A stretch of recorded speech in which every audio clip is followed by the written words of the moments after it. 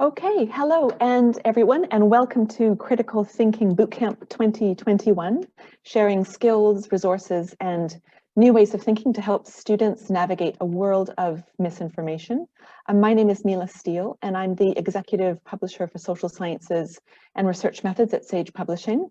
And if you were with us at last year's inaugural Bootcamp, welcome back. A return is the highest compliment, and we're really happy to see you again. And for everyone who is new, a very special welcome to what we hope will be an exciting and stimulating event.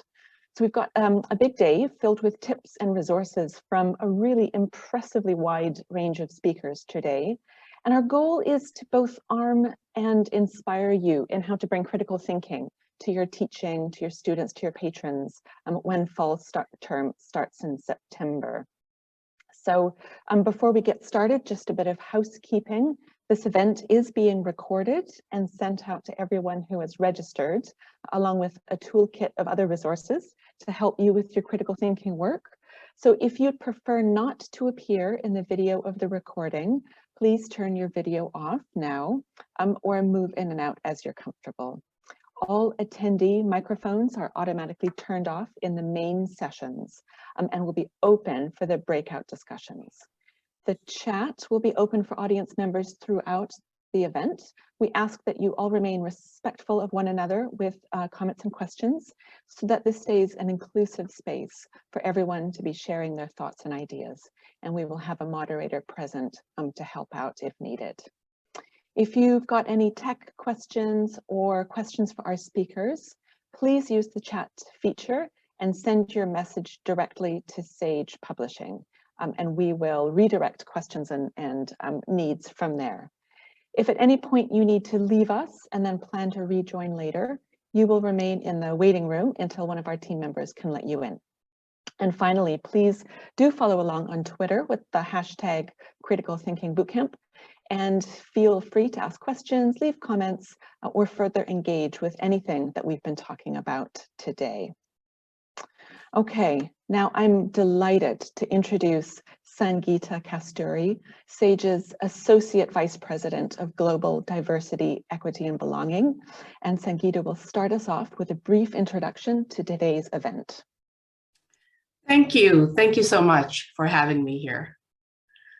You know, as we move past the halfway mark of 2021, after more than a year of a pandemic, uncertain working conditions, social awakenings on a global scale, and the apparent acceleration of climate change, the future looks even more uncertain. And as we forge ahead into that uncertain future, the ability to make sense of competing information, misinformation, disinformation, and new information is becoming an essential life skill. As the stewards of young minds, we're going to be relying on you to make the case for critical thinking, to model a mindset that questions, probes, pokes at the status quo, and to convey the skills necessary to navigate life ahead. At Sage, you may or may not know that we're in the business of social sciences research, teaching, content building, and what this means is that the ability to think critically has to be woven into our DNA, and it is. For me, as I lead Sage's journey toward greater diversity, equity, and inclusion, the role of critical thinking in building that journey is pretty clear. At least it is to me. Whether we're looking at data sets to uncover issues around diversity, revamping policies to be more inclusive, or teaching ourselves to be humble enough to recognize our own biases, critical thinking guides those processes. I was happy to see that your bootcamp agenda includes a very timely and relevant topic right now.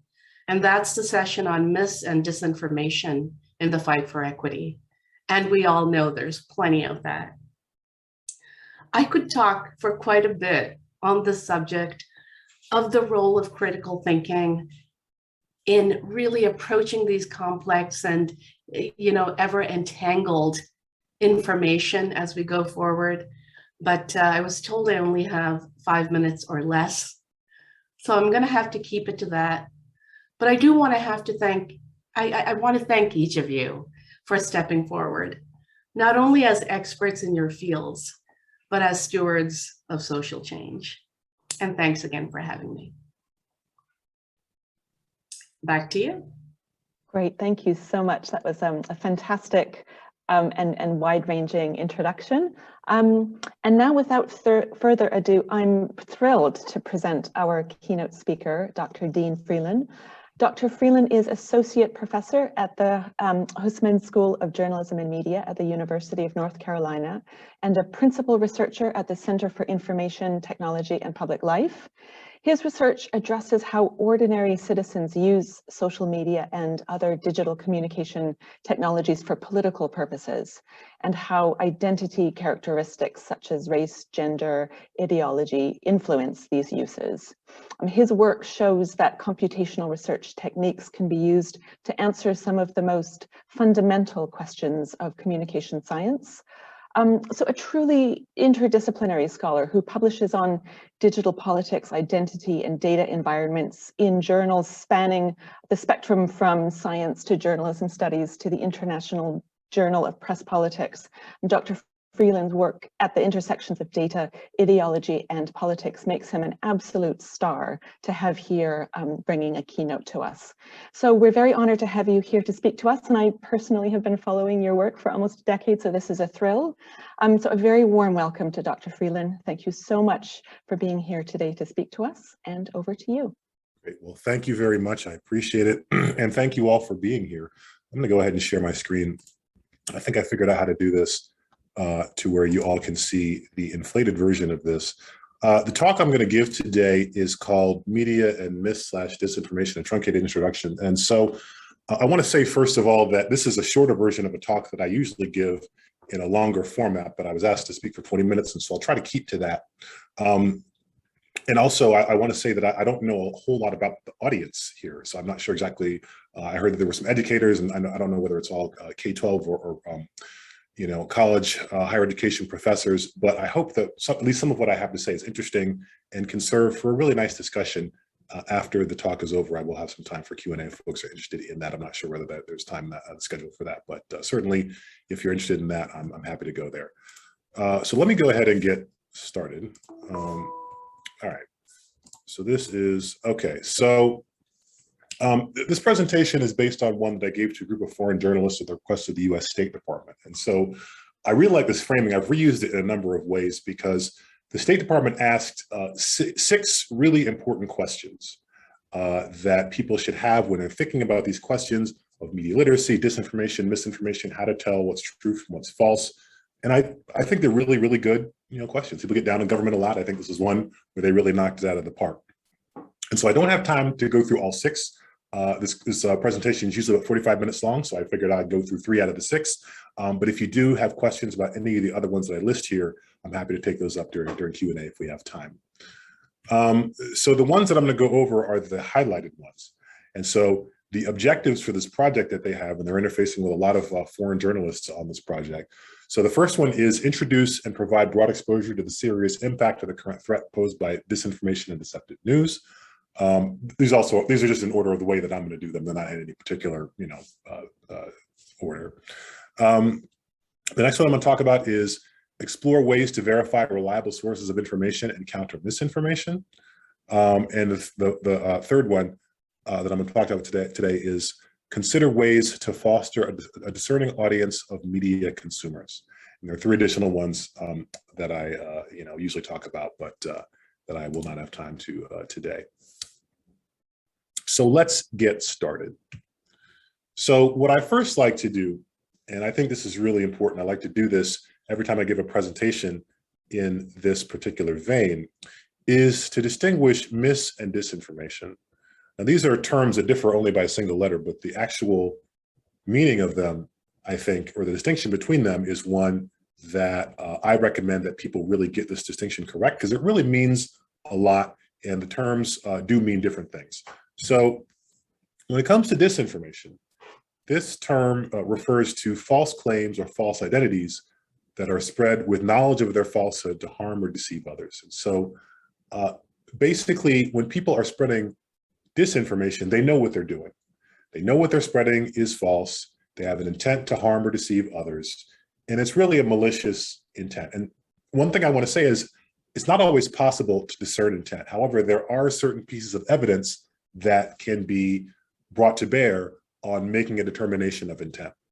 So, but one of the things that disinformation operators do, especially the smoothest among them, is to make it hard for people to discern what their intent actually is. But in some cases, it can be discerned. And when it can, you can sort of make a determination that something is being spread in a disinformational type of way. Of course, misinformation is a bit different. And so you still have this aspect of false claims that is shared in common with disinformation. But with misinformation, the claims are believed sincerely. And so when you think about these two concepts together, you begin to understand that the designation of mis and disinformation is not something that clings to the claim itself, but rather is a relationship between the claim and the person spreading it. So for example, something, if I'm a disinformation operator, something that I spread with knowledge of the falsehood and with intent to harm others, I have a disinformation relationship to that claim. Somebody else who may pick it up and spread it further may believe it, and may therefore have a misinformation relationship to that piece of information, or that claim particularly. So it's really important to understand that this term is not something that adheres permanently to a claim, but rather it depends on the relationship between the person and the claim and their belief in the claim or not. When we're getting into definition, fake news is a term that is used with some frequency. And I do want to talk for just a minute about why I don't like it. And so I strongly recommend that people not use this term sometimes. And I have to admit, sometimes I do find it a little bit inevitable to use it, but I really try not to use it as much as possible. And there are several reasons for that. The first is that the term is ambiguous. And those of you who have been around for a little bit may remember that prior to 2015 and before that, before basically President Trump used the term to refer to content that he doesn't like, and I'll talk about that in a little bit. But that term used to refer to satirical news, right? So it was used often to refer to programs like the Daily Show, the Jon Stewart era, the Colbert Report, of course, before he moved on to the Tonight Show, the Late Show, whatever show he's on, and then also The Onion. And so that was what that term was used to refer to. I think the former president really redefined that in some problematic ways, and that leads into the second piece, which is that it's been weaponized. And so when Trump used the term fake news to refer to something, it wasn't a declaration of its truth or falsehood, even though that's what he said it was. What it really was a declaration that he didn't like the information that was being spread. It was information that was inconvenient for his perspective, and so he called it fake.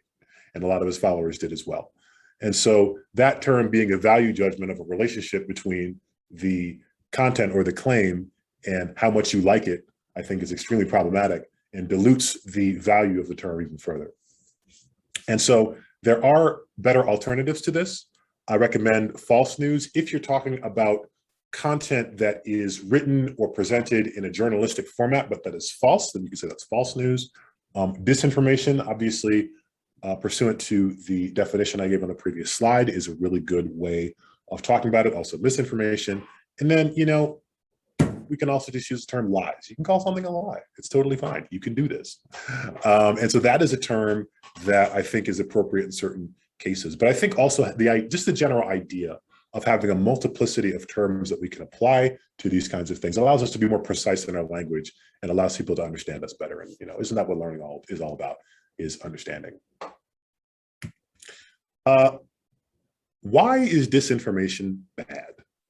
This is a very important question, and a question that some people, at least in my estimation, have not spent enough time thinking about. So let me just tell you a few of the reasons that I personally, in my professional opinion, believe that disinformation is bad. First, threats of violence against targets mentioned in disinformation messages.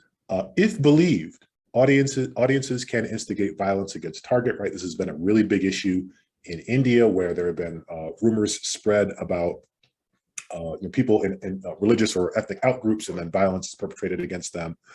Excuse me. On digital platforms like WhatsApp. January 6th was another good example. People who believe the false narrative that President Trump actually won the election and came to Washington, D.C. to try to instigate an insurrection, and then 5 people died. So that's real world consequences. There are also health threats. COVID-19 is probably the most prominent example of this. Lots of mis and disinformation being spread about, for example, the existence of COVID-19, the threat to health and life and safety of COVID-19, the efficacy of masks, and the efficacy of the vaccines. These are 4 areas in which mis and disinformation have materially affected people's health in a negative way.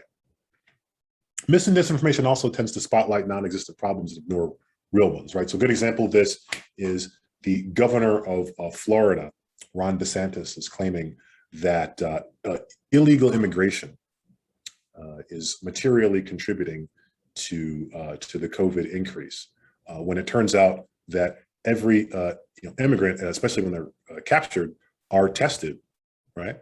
And so this is not a material cause of this, at least insofar as any public health authority has been able to determine, but the lack of masking is, right? And we have many governors who have really taken the power away from local health departments to mandate it. And so the creation of non-existent problems and ignoring real ones is a real problem when it comes to mis and disinformation. Paves the way for fascism is another one, right? So this sort of takes it back to 1984, Orwell. People can say what they want to get their priorities passed, and they just sort of ignore the truth, and they have the power, and so what they say goes. Not a road I think we want to go down. At least I personally don't want to. And then finally, it generally see disinformation, and I love it. I love telling high school students about this. They really get a kick out of it, right? So disinformation generally degrades people's ability to make informed decisions. And it's really important to note, this is one of the distinguishing characteristics of all successful organisms, at least, well, animals at least, probably less so plants, but animals definitely, right? So imagine you're like, you're like a gazelle, whatever, you're on the Serengeti, right? And then Trump gazelle's like, hey, it's fake news that there's like a lion over there, right? Like if you don't, run away, like, all good prey animals should, you're going to get eaten. And obviously your reproductive fitness goes down to 0. So the ability to understand what the truth is and react accordingly is one of our most basic imperatives as a species. And disinformation and misinformation threaten that. And that's one of the reasons it's bad. 2020 election disinformation. Don't really know how much I need to say about that. There's a lot of it. People believe it in disturbingly high numbers, and it becomes difficult to know what to do with that, especially when people are getting claims rather, I should say, from sources that one, are not reliable, and secondly, tell them everything they want to hear. And that's hard to compete with, because as I tell my students all the time, people have choices. They have choices about the kind of information and content they can consume, and nobody can force them to consume things that are definitely true. The First Amendment makes that very difficult, and I think that's a good thing usually, but it does cause some problems, as we've seen. The 2020 election, disinformation around the 2020 election is a major case in point for that. Let me talk a little bit about how disinformation works psychologically. So there's a couple different psychological concepts that are relevant here. These are not all of them, but these are 2 of the big ones. Confirmation bias, the tendency is to selectively accept claims that agree with pre-existing beliefs and ignore those that disagree. Motivated reasoning, which is the tendency to generate arguments to support actions and beliefs one has already decided to support. So the difference here, I view it as confirmation bias is more of like a passive thing. So claims and content comes to you, you evaluate them, incorporate the ones that you like, reject the ones you don't like. Motivated reasoning is more of an active process where you're sitting there trying to generate arguments and generate chains of reasoning that are fixed to the particular course of action or belief that you have already held. So related but distinct. And really what I say is, just as America runs on Duncan, not really, but that's what they say, disinformation and misinformation run on confirmation bias and motivated reasoning. So let's talk about reliance. So now we're going to get into something that's a little more interesting. let's talk about reliable sources, right? So the example I give is there's a program you may be familiar with on CNN. It's called Reliable Sources, hosted by Brian Stelter. But simply calling yourself a reliable source does not make you reliable. But here are some factors that may weigh in favor of a determination that a particular source is in fact reliable. These are not in any particular order. So a reliable source is one that has a long track record of telling the truth, right? Other things being equal, older sources are more reliable than newer ones, right? There are exceptions. Donald Trump is apparently in the 70s, right? The National Enquirer has been around for a long time. Not reliable, but you know, other things being equal, we do take age into account there. Reliable sources employ individuals with long track records of telling the truth, such as subject matter experts, externally validated subject matter experts, and they avoid employing known liars. Right, this is critical. Right, people who do not have, or who have the opposite of an established track record of telling the truth. A reliable source would avoid employing such people.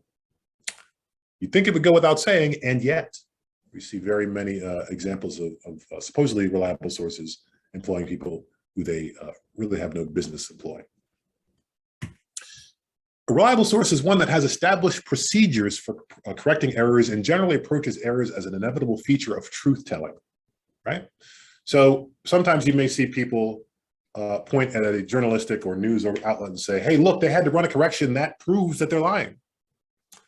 No, because if you are putting out quality journalism on a daily basis, we're only human, we're going to get things wrong. And so I think it's part of the good faith relationship that an audience has to any given journalistic outlet, that the audience understands that some degree of error will be built into the process. And so you have to account for that in your editorial policies. And so if those editorial policies are up to snuff, then they will be able to acknowledge the errors, correct them, and also implement fixes for any institutional failures that make the error more likely, right? So this is what should happen, doesn't always happen. And transparency obviously is a big part of this as well. You also want to look at error rates compared to competitors. So it's unreasonable to say there should be no errors, but if you have a much higher error rate than your competitors, then you might have some problems. Reliable sources tend to agree with one another. This is not always true. There's an idea of groupthink here, when a bunch of different sources or individuals, organizations agree with one another, not because they actually agree, but they're socially, manifesting agreement for the purpose of avoiding disagreement, because disagreement is often uncomfortable. But on a daily basis, when groupthink is not taking over, as it sometimes does, reliable sources do tend to agree with one another. So if you have multiple ones, they should all point in the same direction, and somebody who's pointing in a different direction, especially one that flatters confirmation bias and motivated reasoning, should be treated with suspicion. Reliable sources are one that do not consistently support one ideological position. People often confuse this with objectivity, which is not really possible. But if you are consistently supporting one ideological position, it's a lot harder to be reliable because it presents basically a conflict of interest. Right? Because what happens when there's inconvenient news? Do you not talk about it? Do you deny it? What do you do? But that incentive to always go with ideology over the truth is really presents a challenge for ideological news sources. Now, that's not to say that ideological news sources can never be reliable, but you have to be aware of that challenge whenever you engage with an ideological news source in terms of how they weight the truth relative to the ideology that they are pushing, basically. Reliable sources are one that perform primary source journalism or research instead of only opinion content. I don't need to tell you this. Opinions are very cheap. They're very cheap. They're very easy to produce. They're very easy to put online. And, it's so much easier to let other people do the hard work of actually coming up with the raw material in terms of reporting what's actually going on. And all you have to do is spout opinions, right? And so a lot of times those opinion-only outlets are not very well informed because it is so easy to do. Generating facts through investigation is hard, and we should respect that, especially for people who do it well, which is not everyone. Reliable sources provide citations and/or other corroborating evidence. Always beware of just trust me, right? I have, many people are saying, right? I know for a fact that blah, blah, blah, right? trace back that line of reasoning. Where did they get this? Who were they quoting? And what is the evidence for the claims that are being submitted, and how strong is it? Don't believe it just because you would like to. A lot of problems come from that. Right. Oh, so now we're on to our last bit here, which is fostering a discerning audience. I have like 3 minutes left. This is harder than it sounds, right? Like media literacy. And so I asked this question of my students. I say, do you consider yourself media literate? Has your confidence in your media literacy increased or decreased over the past 5 to 6 years? I certainly have taken a very critical look at it. I'm very curious about what you have to say, if you have anything to say about this, right? And again, as I mentioned earlier, this is hard to do because people have the right to choose the media they want to consume, and often what they choose is not good for them. It's the same with food, right? I live in the South. I love Bojangles. It's not good for me, right? This is why I don't eat it all the time. I try to do the same with my information content. I try not to consume things that feel good, but that are really bad for me. A lot of people don't have, or haven't cultivated that degree of restraint, but it is, of course, very important. I do suggest taking a hint from how health food companies market their products, emphasizing the positive outcomes that follow from consuming reliable information, like not getting sick from potentially debilitating or deadly disease, not having the FBI knock on your door because you ran up in the Capitol, trying to overthrow the government on some lies, right? This is very important. So not everybody's going to be able to be reached by such an approach, but many people will, and that's what makes it worth engaging with. It's important that we find ways to build markets for reliable news and information. There's already a large market for lies and disinformation. And in the US, it's almost completely unregulated due to the First Amendment. We could talk about how good of an idea that is, but it's just the fact we got to deal with it. One of the ways we do this is to start teaching healthy media consumption habits in schools, maybe starting in high school and continuing in college. Obviously, this is nothing I have control over. I do try to do this in my own classes, but I'm only one man, and so we have to do what we can. I'm also just really interested in the process of media literacy instruction. I came by most of mine, through secondary sources, not necessarily classes. So I'm curious about any insights that you may have about what worked really well, if you have been a student or a teacher of these kinds of things, and what has not worked quite as well. And I'm going to stop there because I'm right at about 20 minutes. So thank you for your attention. And if you do have any questions, I would be happy to take those. Thank you so much, Dr. Freeland. That was fantastic. We call this a boot camp, and right there you have given us an absolutely perfect warm up. And especially, I really take away your points on the importance of getting it right at the very first steps of teaching mis and disinformation to students and to people, whether politicians in the State Department or first-year students coming to university, and really engaging with this at the very beginning of really needing to build critical thinking skills and understandings from the same starting points, no matter what the audience is, and that's understanding our terms and getting them right, and really building in that assumption that the words that we use matter, and we need to be precise with them, and we need to understand the shiftings of meanings and choose and teach our vocabulary carefully. And out of that beginning, actually, my favorite takeaway is let's call out lies by taking them lies. That certainly came up in the Houses of Parliament here in the UK just a few weeks ago, actually, and that can be quite a strong political act right there, even just using that word truthfully. So I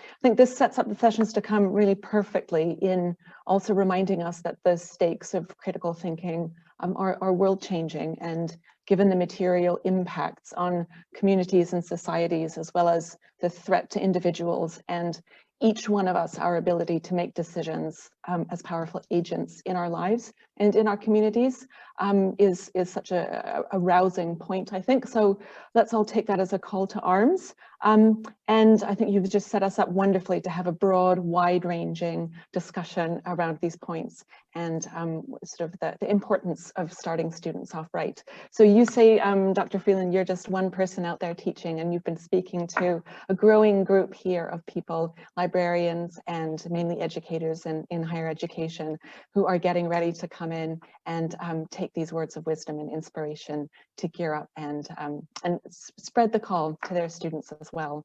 So thank you so much for that. Really appreciate your time and appreciate your very generous offer to answer questions as well. I saw you flash up your Twitter handle and your email address as well. So we do have to move on to our next session, which is looking really good. But thank you again for sharing your time and sharing your contact as well. Okay, yeah, So, sorry I didn't have a chance to answer those questions. If you do have a burning question, you can email me and I'll try to answer that individually. But I do appreciate that. I know that my students don't ask questions as much as I would like, so I do appreciate that. So thank you. Fantastic. Thank you so much. See you later. And so next up, and moving wonderfully along from that theme, we've got misinformation and the media, the impact on universities. And I'm very pleased to give a warm introduction to our next panel of speakers and encourage you to learn more about them at our event page. The link will be dropped into the chat right about now. And first, we've got Dan Chibnall, who is STEM librarian at Drake University, and Sarah Morris, who is head of instruction and engagement at the Emory University Libraries. And finally, Dr. Maha Bali, who is associate professor of practice at the Center for Learning and Teaching at the American University in Cairo. So our panelists will be addressing the challenges you are facing with regards to educating students about critical thinking later on in the session. So please share any questions or challenges that you would like some expert advice or guidance on using the Slido link and password that you're going to find in the chat. So this is your chance to get some personal tips and guidance from these experts. So to kick off, Dr. Bali, Sarah, and Dan, could you start out each sharing a little bit about, first question, what do we know about why and how misinformation spreads? And second, what is the impact of this not always accurate media ecosystem on universities in particular, and how librarians, faculty, and other staff educate students? Sure thing, Mila. I think I'm going to go first. Is that correct? Excellent. Sounds perfect. Great. Good morning, or good afternoon if you're on the East Coast, everybody. I'm Dan Chibnall. I'm the STEM librarian at Drake University in Des Moines, Iowa. I teach courses called Science Fiction, Science Fact, Fake News, Filters and Falsehoods, and Communicating Science. So this past pandemic year has hit a little close to home with my courses. And I agree with Dean Freeland that the term fake news is sort of a bad one to use, but it also helps me to market the course to students, and then we can sort of deconstruct and criticize the phrase when we get into the course. So what do we do in these courses? We normally explore scientific misinformation and making distinctions between all the gray areas of science and pseudoscience, and it was especially amplified over the past year. So our focus is mainly on how scientific information has been thrust front and center. And it's not always easy for faculty, especially in the STEM departments I work with, to take time to talk to their science students about the students' role in information ecosystems. In other words, that's where I play a role to help students understand what they can do and what they can learn about misinformation in science news and working to get a good message out there themselves. So normally in these courses, we look at things like how and why does information spread the way it does today. So we focus on how information moves within the sciences, especially with the rise of things like blacklisted journals and the popularity of and the media's fascination with things like preprint articles, which aren't always peer reviewed. And then I always embed a lot of critical thinking into these things. And so critical thinking in science communication often involves getting students to think about why a piece of information is in front of them in the first place. So why are they seeing this? And just because they see it, does that mean that it has a high level of quality? If the audience is technical for this piece of information, this piece of science communication, so sort of in-group language, how can the student, as sort of a communicator, how can they paraphrase that or sort of creativize it, is a verb we sometimes use, for a general audience without group language, things that people can understand a little bit better. So this time around with these courses, there were a lot of new things to go over. The COVID-19 pandemic rushed this need to publish scientific information. And so a lot of bad science was being put out there too quickly.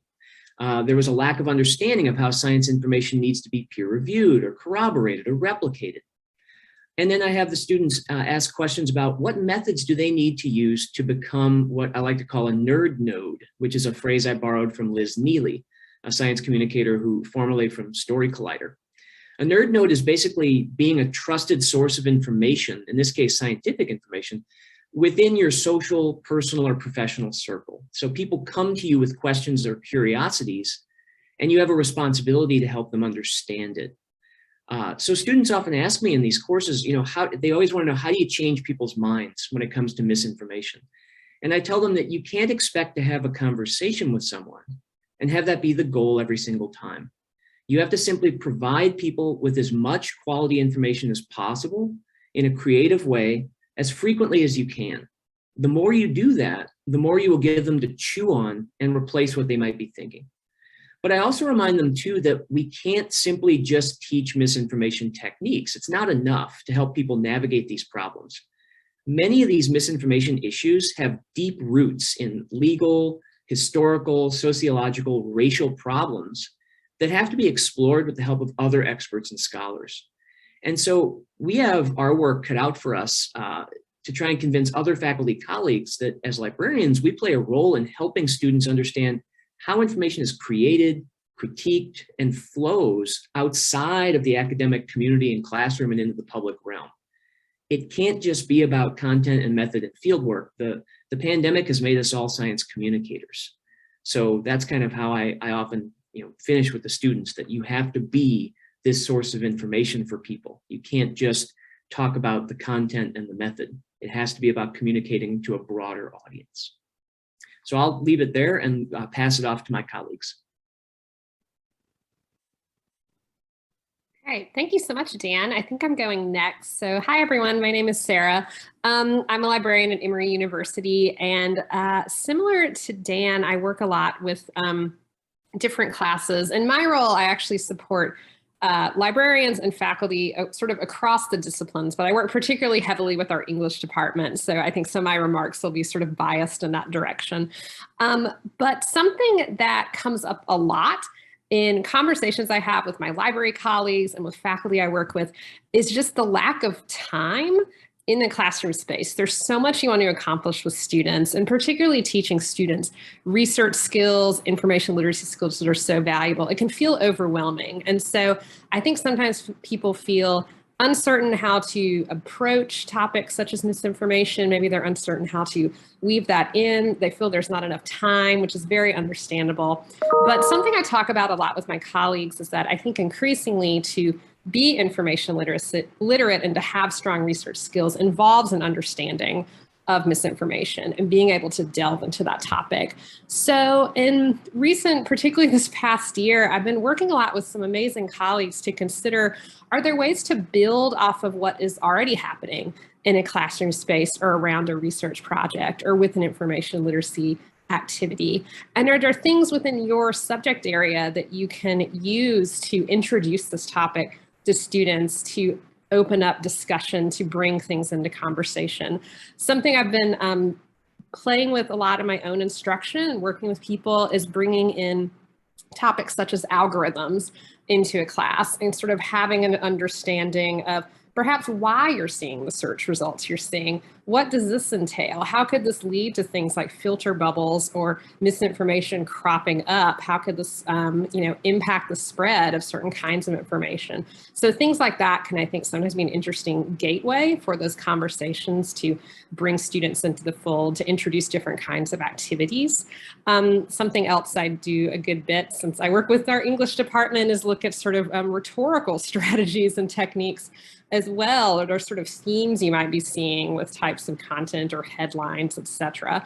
And finally, we just do a lot of having students, I think, bring in their own examples. We're all part of these elaborate information ecosystems. We're all sort of bombarded with content every day in different shapes and forms. And so I think having students, and Dan, I love your suggestion of nerd nodes, but having students sort of function as they're having their own lived experiences. What examples are they seeing? What questions do they have? What information can they bring in and really sort of open up that dialogue and example, comparison and sharing can, I think, be really valuable in a classroom space. So I will just say, I think it can be overwhelming sometimes, but it's okay to start small. And I've had so many, I think, rich conversations and chances to collaborate and compare ideas with people, and really excited to see all of you here today who I'm sure are pondering your own classroom and your own instruction environments and thinking about what you can bring in.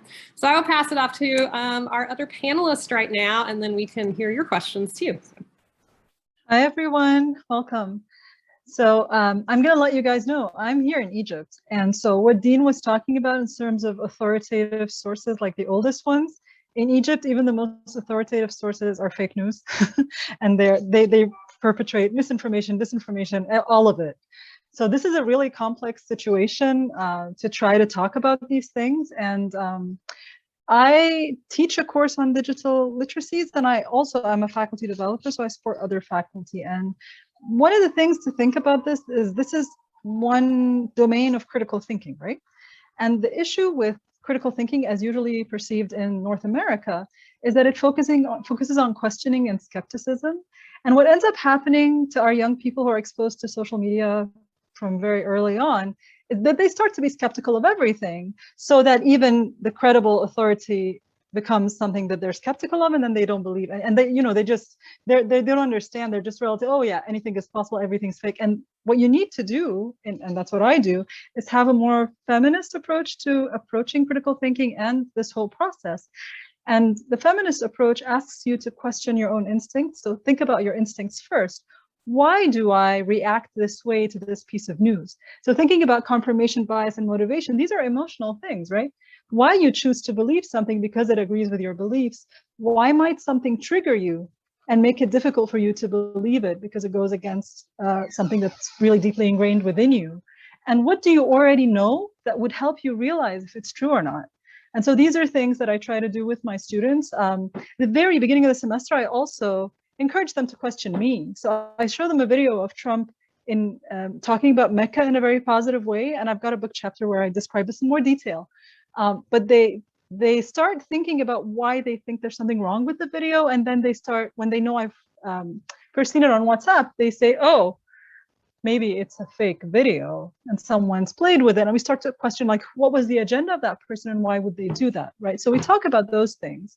I'm really happy that Sarah brought up algorithms, because not only do students need to understand how the algorithms influence them, they also need to understand that algorithms themselves perpetuate biases, right? So we talk about this a lot as well. And I think one of the things that has helped a lot of my students understand this thing better is to understand the mechanisms by which fake news and disinformation and misinformation are perpetrated. And there's quite a few games that do this. So I'm going to post a link to a lot of the resources that I've mentioned as I was talking, and the games are in my class website. You can see several of them, and try them out yourself and see if they would help your students sort of understand what's happening behind the scenes and why are people doing this. And I'm going to stop here so that we can take questions on Slido.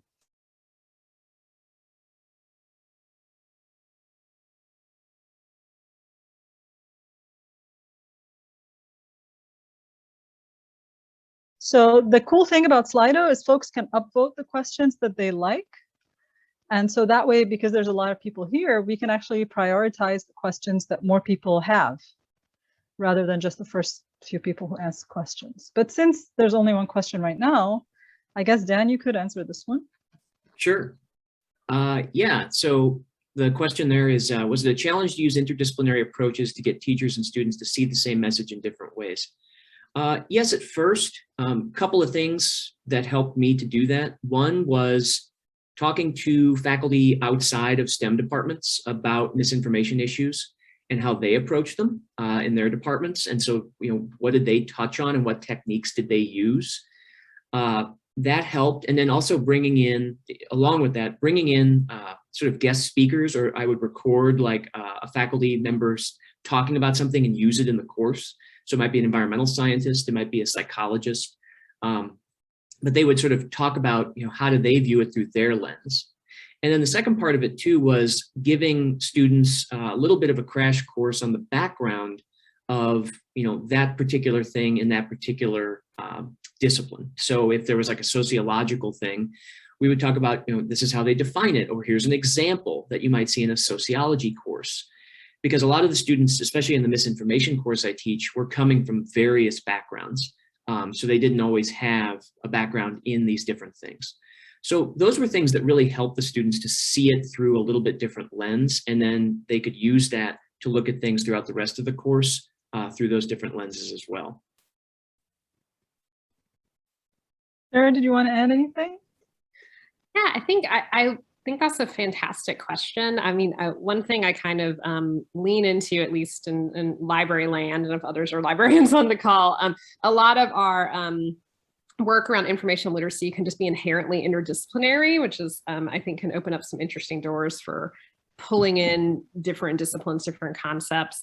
Dan, I love your response about just using different examples, kind of introducing those different lenses, because I think that can both benefit a student, say, in a university setting, to understand scholarly conversations and different disciplinary lenses, and also just provide different ways of kind of approaching this complex tangle of an issue that is misinformation, and kind of understanding the different layers and things that go into it. One thing we're seeing a ton at my school, and I'm sure many of you are seeing this too, and I'd love to hear from the other panelists, but sort of an uptick in interdisciplinary research opportunities and sort of a celebration for that, or students really coming in with these very interdisciplinary interest and topics. And so I think that can sometimes lend itself to some interesting ways of both introducing this topic and supporting student work as well. So yeah, I'll see if anyone else has anything to add, or if we have other questions. Yeah. There's one more question, and I think so. The one that I had seen before is this one: how much of the panel has discussed the financial incentives impacting disinformation? For example, food companies marketing a food as a savior. In my class, we talk about this a lot because there's so many examples, food companies and pharmaceutical companies too. Like, what is the agenda behind this disinformation? And I think that is a lot of times, and they actually, a lot of times I ask my students to bring their own, like, what's a piece of misinformation, disinformation that you got recently, and how did you respond to it? Did you share it? Because you have run to someone and tell them, by the way, this is wrong. And of course, when it's your mother-in-law, it's really hard to do that. And so a lot of times, clearer ones. There are others that are much more complex and you can't figure out. The financial one's actually quite straightforward, especially things like to boycott a company because their CEO has done I don't know what crime. Dan, you look like you want to.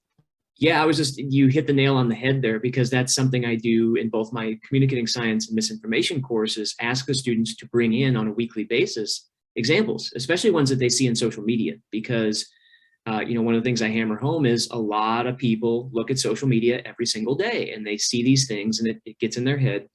And so we look at, an ad or a tweet from a company or a tweet from an individual or something like that. And so it's like, okay, what's their motivation here? Why are they putting this out into the world, right? Let's trace this back. We had for example, we had a really robust conversation in my misinformation course about like carbon footprints and BP and them putting that out there. And what does that mean? And who invented carbon footprint? And, so there's all kinds of ways to explore the gray areas of sort of this mis and disinformation by looking at these examples that the students bring in.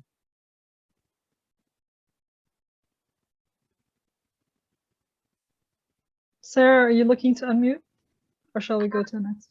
Oh yeah, I guess just one last thing I'll kind of add in with that before we hop to our next question is that I know we touched on algorithms and things earlier, but I think it could also be interesting to look at sort of the, I guess, financial incentives or things going on in the perhaps platforms and companies where we're seeing the information. And so these, I'm sure you've heard narratives of sort of, you are the product if you're not paying for something, et cetera. But, what is going on with perhaps some of these social media systems? What sort of financial incentives are existing, who's funding certain platforms, et cetera, I think further complicates some of these financial questions, but provides interesting insight into, motives and why certain structures are in place, which Maha mentioned earlier, which I think is a wonderful thing for students to consider, kind of the environmental factors and structures, so to speak, of what gives rise to these narratives or how they spread. So. And actually, here's a question. Okay, so there's one that is above it now because it was voted up. Oh, Thank cool. you for upvoting. So this question is, how do you address the students' skepticism that you, the teacher, are giving valid information, like the sociology example, and not just one more biased slant? And that's actually, I don't mind them being skeptical of what I say. I want them to be skeptical of what I say. I want them to realize that skepticism doesn't stop at just being skeptical. Now they investigate and they look it up, and then they come back and with information, like after they've researched it, the way, like, you know, Dean was talking about, it's not about opinion, it's about go investigate. We learn about the different tools they have to find out how do you know this is credible. You know, sometimes a lot of very interesting things with fake news specifically, and I know we're not supposed to use that term today, but there's a lot of stuff where someone else has already investigated it, right? So you have these hoaxbuster sites, you have, what's the other one called? Something. I'll try to remember what it was, but there are a lot of sites. So if you actually type something and you say deception or fake or hoax or whatever, sometimes you find it right away. And then there's also a lot of things that get reported in Snopes. Thank you. I knew it started with an S. Thank you so much, Adrian. And that in Arabic, it's harder to find, but my students are learning in English anyway. But in Arabic, it's a little bit harder to find. But a lot of times it's a fake thing that was spread in English that was translated into Arabic and then spread. So if they just translate it, they'll find it. And a lot of times news sources are reporting something, but they've translated it incorrectly or they've misreported it. So they're maybe not the most authoritative news sources, but it does happen so much that those, like you say, I think it was Dan who was talking about the pre-reviewed stuff and how the media likes to perpetrate that. So we talk about all this. And so if they don't believe me, they can still do the same with me. And I'm completely okay with that. What do you guys exactly. I have one of the things we talk about in my class too is the difference between being suspicious and skeptical, you know, and those are two different things. And then also, like you said, Maha, perfect point. Go look and see what's already been researched, right? Somebody has already found this, you know? So there should be, at least if it's in the sciences, there's empirical data out there. Or if it's something that sociologists or psychologists or whatever have studied for years, if not decades, there's going to be papers about it, right? There's going to be a pile of knowledge that's been basically built up around this. So, you know, you can think we might be biased, but here's 1,000 other, you know, social scientists and scientists who agree with us. So what do you got? And I think there's also a difference between a point where people still don't know. Like I think at the beginning of COVID, people still didn't know, but there were a few things they knew that wasn't true. Like we knew that we shouldn't be drinking Clorox, right? We knew that. Everybody knew that except Donald Trump. But there are other things, yeah, we didn't know. We didn't know what was more important. Was masking more important? Was something else more? And the fact that the medical community was changing their minds is not because of their incompetence. It's again, like they're correcting themselves as they learn more. And that's, I think, important. And then the other aspect is to know that emotionally, sometimes you don't believe something because you don't want to hear it. I didn't want to hear that COVID spreads on surfaces. So I didn't want to believe it, you know, that emotional reaction, it's important to know. So if they're also questioning me on something that I think I'm pretty credible on, I just ask them sort of what's motivating you to not feel comfortable with what I'm saying. So Sarah, shall I move on? The next question I think is related to something that you were saying. Yeah, I was about to say, you all said amazing stuff there, and I didn't really have anything else to add. So yeah, let's see what else has come in. Yeah. Where's the other one? There was one. Yeah. Thank you all for these questions. This is great. Yeah, now I've kind of lost the particular question I had in mind because people are upvoting other ones. So how do we address or equip students to address misinformation among community members and families? That's a very important. This sounds like a Dan question because how do we empower students to be science communicators? That sounds like you. Yeah, you can spend semesters of time talking about this. One of the biggest things, especially in my communicating science class, and you're starting to I'm so happy to hear this actually coming out in mainstream media now too, is that in order to convince people that are close to you, say family members or people you know in your social circles, you have to make it local. Right? You have to bring things down into their orbit. So you can't just like cite some study from Norway or just give them a bunch of data. You have to basically get them to hear it from somebody that they trust in their orbit, in their social circle. And so that's why you're starting to hear like people who are vaccine hesitant are changing their minds because they're hearing a message from people they trust within their close social circle. So you have to find people that are close to your friends and family that they trust, that they could hear that from. Perhaps their general practitioner, their physician, perhaps a religious leader of some kind. You know, there have been many stories of that from all over the world of, you know, imams and priests and pastors telling people, you know, I've been vaccinated. So have these other people that are in our flock, our community, they're fine. Let's get the vaccine, right? So part of it is how you craft the message and having empathy for those people and not talking down to them, not yelling at them, not getting upset, but making sure that you're helping them understand who's in that tight little social circle that they can trust with a message of science. So there's a lot else to say about that, but that's one of the most important right there. Yeah, just to sort of continue what Dan was saying, there's some interesting research out there. I'll put the article in chat or else in our toolkit after, but some people have done some work at looking at sort of credibility factors and how central that is to sort of pushing back against mis and disinformation narratives. And exactly as Dan was saying, somebody sort of from maybe a trusted community or a local environment, and that hearing the same information from, say, somebody who has credibility in the eyes of a group versus someone who doesn't can make such a huge difference. I'll just also say, I'm so glad Danny mentioned the importance of, you know, not talking down to people or kind of going on the attack, because I'm sure we've all heard research on kind of blowback effects or kind of doubling down if you're feeling like you're under siege or someone's attacking you, and that can just completely backfire with the intention was to try and maybe move the needle on something, and then you just further divisions. And so sort of, I taught a class a few semesters ago. We actually had a very long conversation about somebody's, you know, a relative on Facebook who was saying things and they weren't quite sure how to address the situation. Should they push back, get into a fight? What should they do? So it was a really interesting conversation when that can, you know, happen in close communities and how you might approach that. But yeah, if anyone else has anything to add, please feel free. And I mean, that again is the impact of emotion. Like the way you respond to someone will have an impact on their emotion, and that may make them push back. So there was a question who was asking me about student feelings and how do you avoid this motivated reasoning.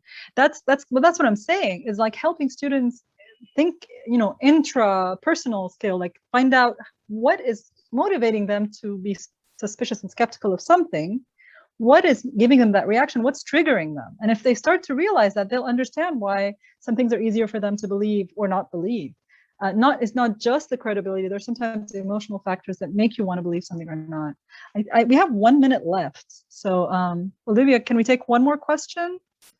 There's one that I think sort of we were about to answer and then it just got pushed down about bridging understanding of social inequities and STEM content for students so that they can always see that big picture. Can someone address that like in 1 minute? I don't know about a minute. Also, I can't. Okay, she said question, sure. so. Oh, sorry, let me show it. Yeah, it's the second, I think it's the second one. It's, oh, sorry, it's this one. The third one.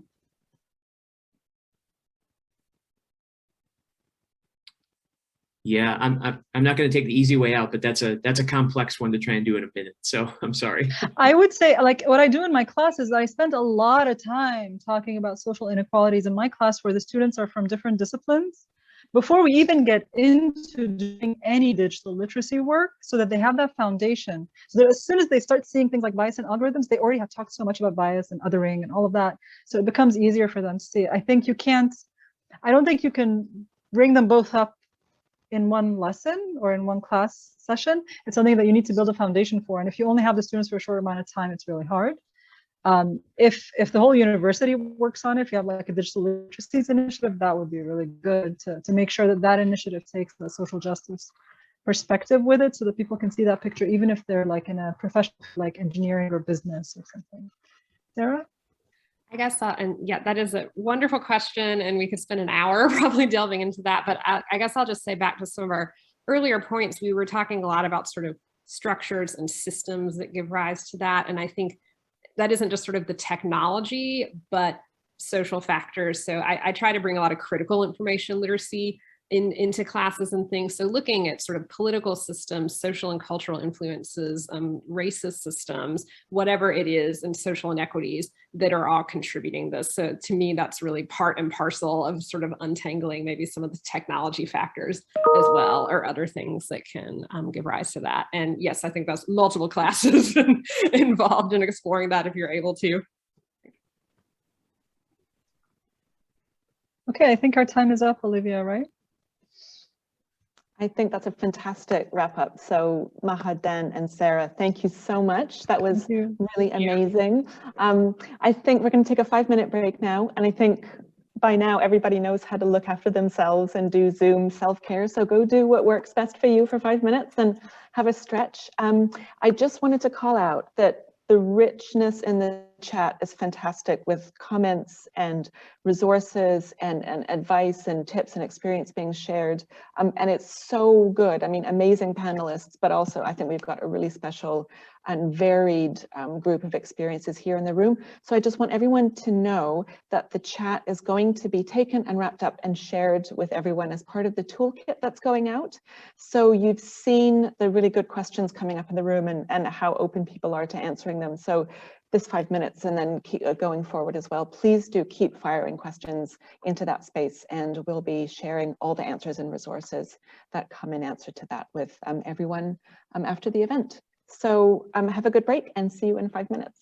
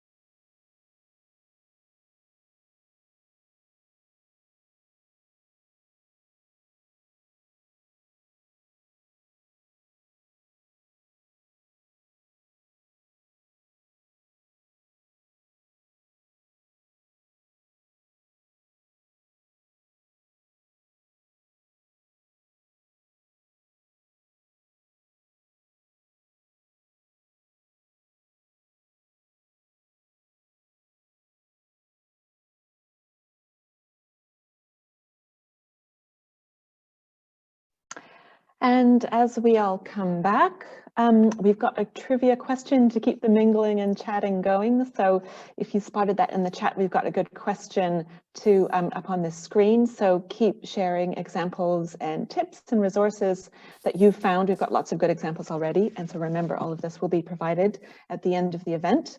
So do keep that mingling going. And we'll just take a couple more seconds as everyone gets settled in and make sure that we're all here. And next up, we've got the session, the historical use of mis and disinformation and what it means for educators. As always, you can learn more about our fabulous speakers at the event page. And please join me in giving them a very warm welcome. So we've got Sarah back from our previous session, who you've just heard from. And she is joined by Dr. Rachel Kuo, a postdoctoral research fellow at UNC Chapel Hill's Center for Information Technology and Public Life. And so you must be a colleague of Dean Phelan. And Rosalind Tedford, Director of Research and Instruction at Wakefield University's Z. Smith Reynolds Library. So to kick off the session, we'd love our audience members to put in the chat any historical examples of misinformation that you know of. So let's go deep, let's go wide, put it all in there, and let's see how much we can bring in. And now over to you, Sarah, Rachel, and Roz. All right, thank you so much for the introduction, and I'm back again. Hi, I think I'm kicking things off. So we are so excited to see your examples. Please share away, and I think we're all going to be kind of highlighting a different aspect of historical misinformation and things we do in our own teaching. So to kick things off, I have taught some classes on conspiracy theories in the past, and something I've gotten really interested in those spaces is sort of narratives that you see. And Roz amazingly shared this great research from Mike Caulfield. If you're not familiar with him, he's great. And he was doing some stuff around tropes. So this idea of common kind of narrative threads, such as like a damsel in distress, for example, or these sort of stories you hear over and over.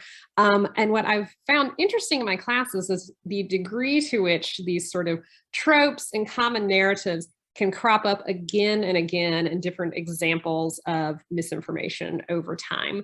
I had my students read some things about conspiracy theories themselves and how they often have a certain narrative flow to them. There's generally a sort of external threat. It could be some sort of enemy from above, enemy from below, but they're sort of characterized in this way. Some sort of alien invasion could come up. The Roswell conspiracy is something we looked at a good bit in its evolution over time in my class. But I think it can be a good entry point to introducing things like source evaluation skills and kind of critical thinking around different examples, whether past or present, by paying attention to some tropes, narrative themes that could come up over and over. We did a good bit with rhetorical strategies or logical fallacies and things. And I have to say, my students started getting really excited when they could start identifying them faster and faster, and they'd come in with examples and be like, look, I found an example of this thing. So that was something that I think helped just sort of shape our conversation, shape a lot of activities, and sort of give students some tools in their information literacy toolkit, so to speak, to address some of these examples over time, and to note that, this isn't a new thing. It takes different forms and has evolved, but these tropes, narratives, etc., you can see kind of cropping up over a very long history of mis and disinformation. So with that, I believe Roz is going to go next. So I will hand it off to, have her delve into more examples. Yeah. Thanks, Sarah. I'm all about the examples. And I'm like watching the chat because, as you'll see in a minute, I use these examples in several ways to sort of get students critically and interested in it, which they are. I mean, one of the things I have found, I teach credit-bearing classes on mis and disinformation online. I'll be teaching a class this fall, a half-semester class just on algorithms. So in the next section, I'll talk through what I'm planning on doing in that class. But the way we frame our larger classes that we do, the semester-long seminars on mis and disinformation, is we, number one, set up information as a system. So we talk about creators of information, distributors of information, and consumers of information. And once you sort of establish that system, then you can look at a whole variety of things in that system. It's not the only system you could use. It isn't always the perfect system. Like we sometimes, it can, as any sort of systems can be a little confining. But what we like to be able to do is then say, okay, remember when we talked about that system, there are people who create mis and disinformation. There are people who distribute mis and disinformation. Sometimes they're the same thing, sometimes they're not. And then we have the consumer. So we start with that framing. And then we usually spend about 2 weeks talking about the psychology of it, right? So exactly what Sarah was just saying, right? Cognitive biases. Why does the human brain, right? What about it makes us really susceptible to believing things that are not true? Because what that does is it brings it back to ourselves, right? The only thing we can really change is ourselves. And if we can make students think a little more critically about information they come in contact with and see it in a historical perspective, see it in that psychological way, then our plan is, doesn't always work, but it usually works, is that you sort of take that defensiveness out and they see it as part of a system and part of something that we're all susceptible to.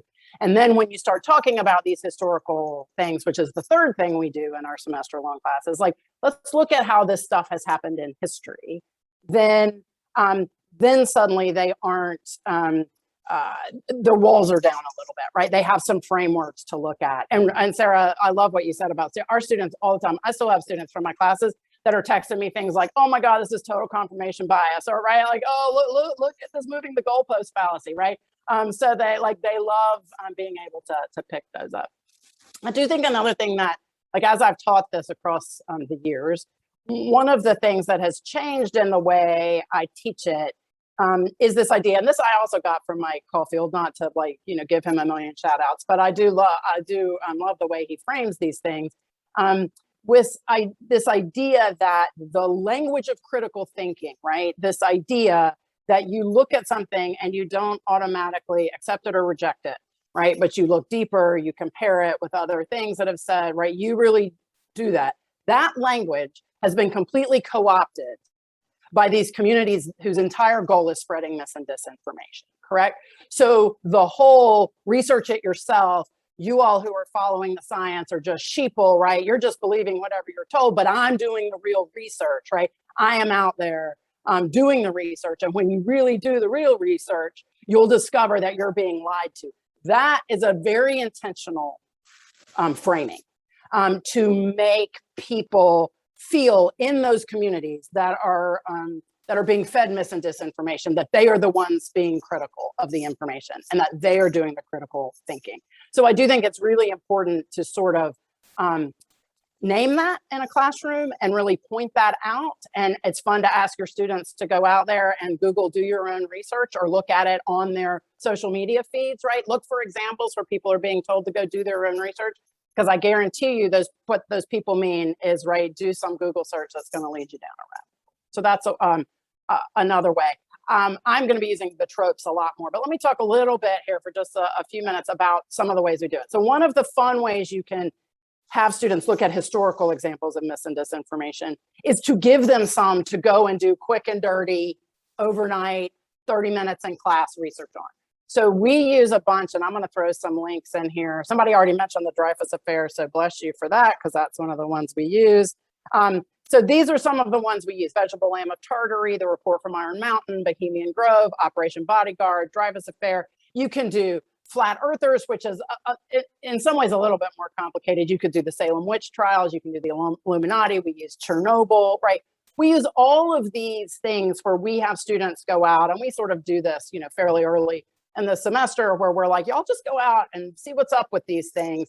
Come back. They each do short report outs, and then we can start pointing out those patterns. What are those tropes, right? What is happening? What is similar across all of these? In a way to sort of name those tropes, so when the next conspiracy theory comes across their feed, they'll be able to say, oh, that's that old trope, right? That there's some secret cabal of powerful people, right? Which is exactly what the Illuminati was. Our students that look at the Illuminati, they're like, oh, this sounds a lot like Q, right? About like QAnon, because it does, because it is a trope, that there's the secret group of people behind the scenes, Wizard of Oz-ish, doing that. So that's one of the ways we do it.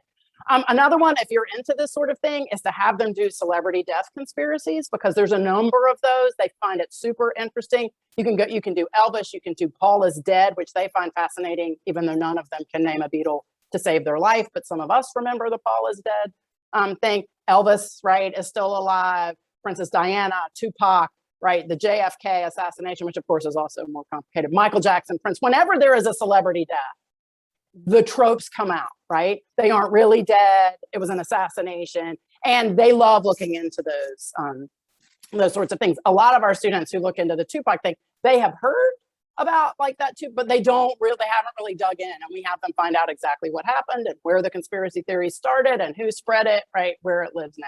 So that's a super fun one that can get students engaged. I think you can also go deeper and do some more serious ones. The things I've been thinking about now that I'm gonna have to take time and go and dig around is I just got finished listening to the entire audio book of Stamped from the Beginning, which I highly recommend to any human being on the planet. But there are case after case after case of mis and disinformation about Africans, about slaves, about Blacks once they were freed in this country that I think could make a really compelling case. And you could even build a class around it, everything from travel narratives, right, that were just made up by people who never traveled to Africa, right, to further the economic goals of enslavers, and but on and on and on. The lost cause narrative after the Civil War is one that was absolutely right. It was a rewriting of history. We have a history professor at Wake that compares that lost cause narrative to what the Germans told themselves after World War I that led to the rise of the Third Reich, which is a very similar, like the stories that the defeated tell themselves, right, to make themselves feel better. But I think you can look at the Salem witch trials as that, and they do talk about that on Stamped from the Beginning. So I think there's things that you could do within a racial framework and that sort of thing that could be really interesting. And if anyone wants to explore that, please, I'll throw my email in the chat. But I was doing a lot of driving a child around to some summer programs, so I had hours and hours. So I listened to that whole book.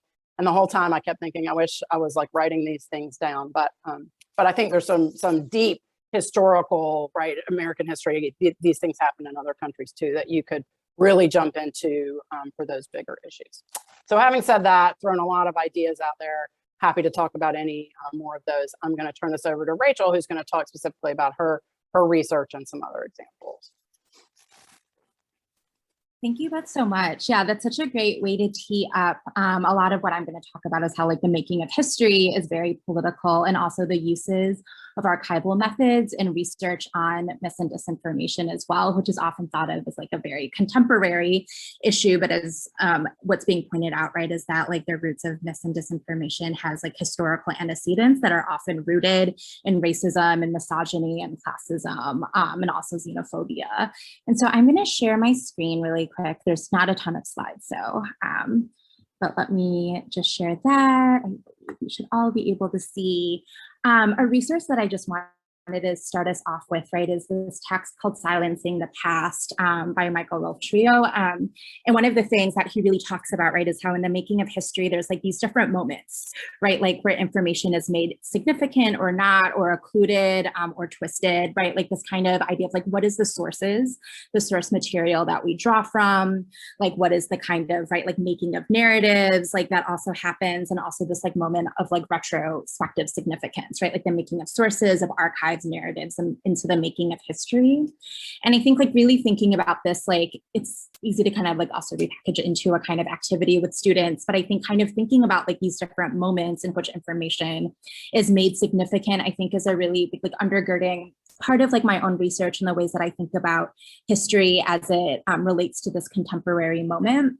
And like the other, like this text has been like a huge part of this critical disinformation studies syllabus that through the Center for Information Technology and Public Life that myself, Alice Marwick, Shanice Jones-Cameron, and Maura Weigel put together as like a kind of tool to really start thinking about like expanding what counts as disinformation, right? And so how do we ground this research in both history and politics, and the ways that the tropes, as I mentioned, are like pivoting on like these legacies and histories of racism and sexism, and that in a lot of ways, right, like that histories, information, and narratives are used to legitimize state-sanctioned systems of violence, right? So if we think about like military occupation, policing and mass incarceration, the suppression of movements, like a lot of that is tied to like the kind of crafting of historical narratives about particular communities and people, right? Like we can think about like Islamophobia in the wake of 9/11 and like the kind of popularization and legitimization of the war on terror that really pivoted on different media narratives. And we can also think about this, if we start thinking historically, we can also really think about the material impacts of mis and disinformation, right? And so, for example, I think in the chat, I was seeing a lot of examples like about the AIDS crisis. And so the kind of ways that health information at that time, right, like really kind of focused on the AIDS crisis is only impacting like white gay men, was like the leaving out of people of color and women from drug trials. It also created different categories of stigmatization. I think often not talked about, right, is that like how Guantanamo Bay was used as a detention camp for HIV positive Haitian refugees, like at that time, right? Because this idea of like Haitian refugees was also very much tied to the CDC's like discussion of like what are the quote unquote like risk factors of HIV/AIDS.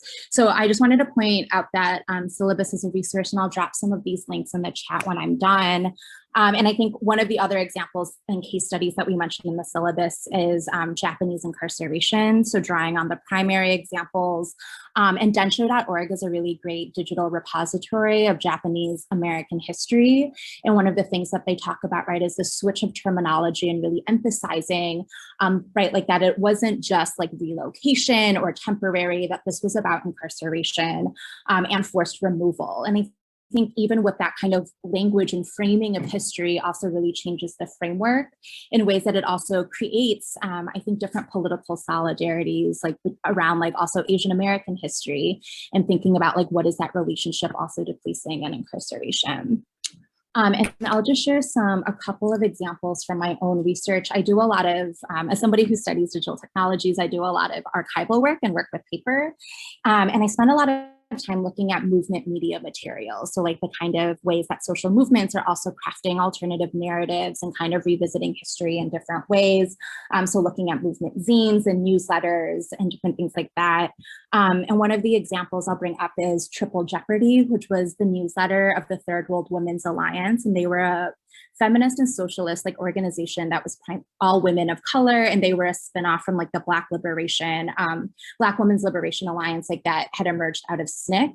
And so as they kind of like were putting out this like newsletter of alternative, like of like, you know, their politics, and this was like during the 1970s, so kind of like during the Cold War and the height of FBI COINTELPRO surveillance, right? Like where a lot of the statecraft was like pushing, right? Like anti-communist, right? Like and kind of and like socialist discourse and also liberation discourses like quote unquote anti-American in order to repress specifically like Black liberation movements. One of the sites of surveillance was the Third World Women's Alliance's newsletter. And so next to this newsletter is like a memorandum from the FBI that was like in the archives, and I'll just show you. Basically like in the 1971 issue, like in some of those documents, right? Like it's basically in the recapitulation of an FBI memo, like what information is deemed like threatening, right? Like, so like they basically listed all of the article headlines verbatim, right? Like, so like number 8, an article on sickle cell anemia, right? Or like an article on China and the UN, like kind of like a listing of different like poetry and things like that. And so you can kind of see the reframing of different information in state documents and how they're like reframed in these ways, right? Like to kind of fulfill like a state narrative of what, like who and what is like deemed threatening. And then the other example from the archives in a lot of the movement newsletters, I spent some time like looking at like 1990s moments, and this was like a kind of time, right, of like the Clinton-Gore administration's discussion of like techno-solutionism and equal opportunity through access to information technologies. And so at that time though, and this is like in the mid-90s, that they were also pushing forward a lot of the expansion of like carceral and anti-immigration policies. So both like welfare reform that pivots, right, like on the welfare coin, like like stereotype, also like the crime reform bill that is responsible for a lot of like our mass incarceration and policing in this moment. And also these two 1996, like the anti-terrorism bill and like the illegal immigration bill. And so a lot of like the ways that xenophobic and racist tropes like undergird those policies, while at the same time, right? Like they're also advocating for this idea of like that we're all gonna get on the information highway and then, have access to like all we need to be like responsible individuals. And so we can kind of think about, if we think about history just as a way to juxtapose different narratives and counter narratives, it helps us uncover some of like both the material impacts of mis and disinformation, and also offers, I think, ways to really think about information and history as political ones. So I'll pause there or stop there, and so we can have time for Q&A. Great, thank you so much, all three of you. I think that was just really rich and packed in so much information, and there's a lot that's happening in the chat as well. So we actually have got 20 minutes for Q&A, so I think we can take a breather and sort of slow down and actually sort of really give ourselves time to speak well so that people can follow along, because knowing that some people are kind of reading along as well and be picking up on the chat. So plenty of time to dive in and share some answers. So I'm going to kick off with a first question for the panel. And could everyone keep putting questions and thoughts into the chat, and we'll be picking up questions for people to come in and answer as well. So very first off, a kind of question for me is a real sense of continuity here, and the continuity of misinformation and disinformation actually going back very, very deep historically. So in many ways, what we're seeing today sort of has a long history and can be seen as a kind of continuation, as regimes of power have always attempted to obfuscate information. But in many ways, it's not the same. There is something that is happening and that students will want to connect to differently. So how do you balance putting something into historical perspective with all of these rich examples that you use, while you're also discussing the nature of modern misinformation? So I'll go first on this because I have a fun example that I've actually seen work in class. I can't promise it's going to work in every class because every class is different. But I ask our students to just do a little thought exercise. You can do it, they can chat with themselves. Like if, for example, I don't want to name anybody because I don't want to jinx anybody. Some major A-list celebrity, right, died tomorrow. How would you find out about it, right? What do you expect is going to happen, right? And so they like talk about that. And then what I say, okay, imagine you're in the 1960s, right? And you hear that President Kennedy has been assassinated. And you think, that's kind of strange. I wonder if something's going on there. How would you have connected with other people who might believe that? And it's a hard thing for them to figure out. So we bring up examples of like the newsletters that went out ultimately, right, once the conspiracy got rolling. But we have a timeline of that sort of Kennedy conspiracy thing. And they realized that conspiracy, like today, there would be later. I mean, when Kobe went down, 20 minutes after that, there were conspiracy theories, right? And it was a good 5-6 years before the Kennedy assassination conspiracy really got going. Because when you think about it, they had to find each other. They had to create a newsletter. They had to travel to meet with each other.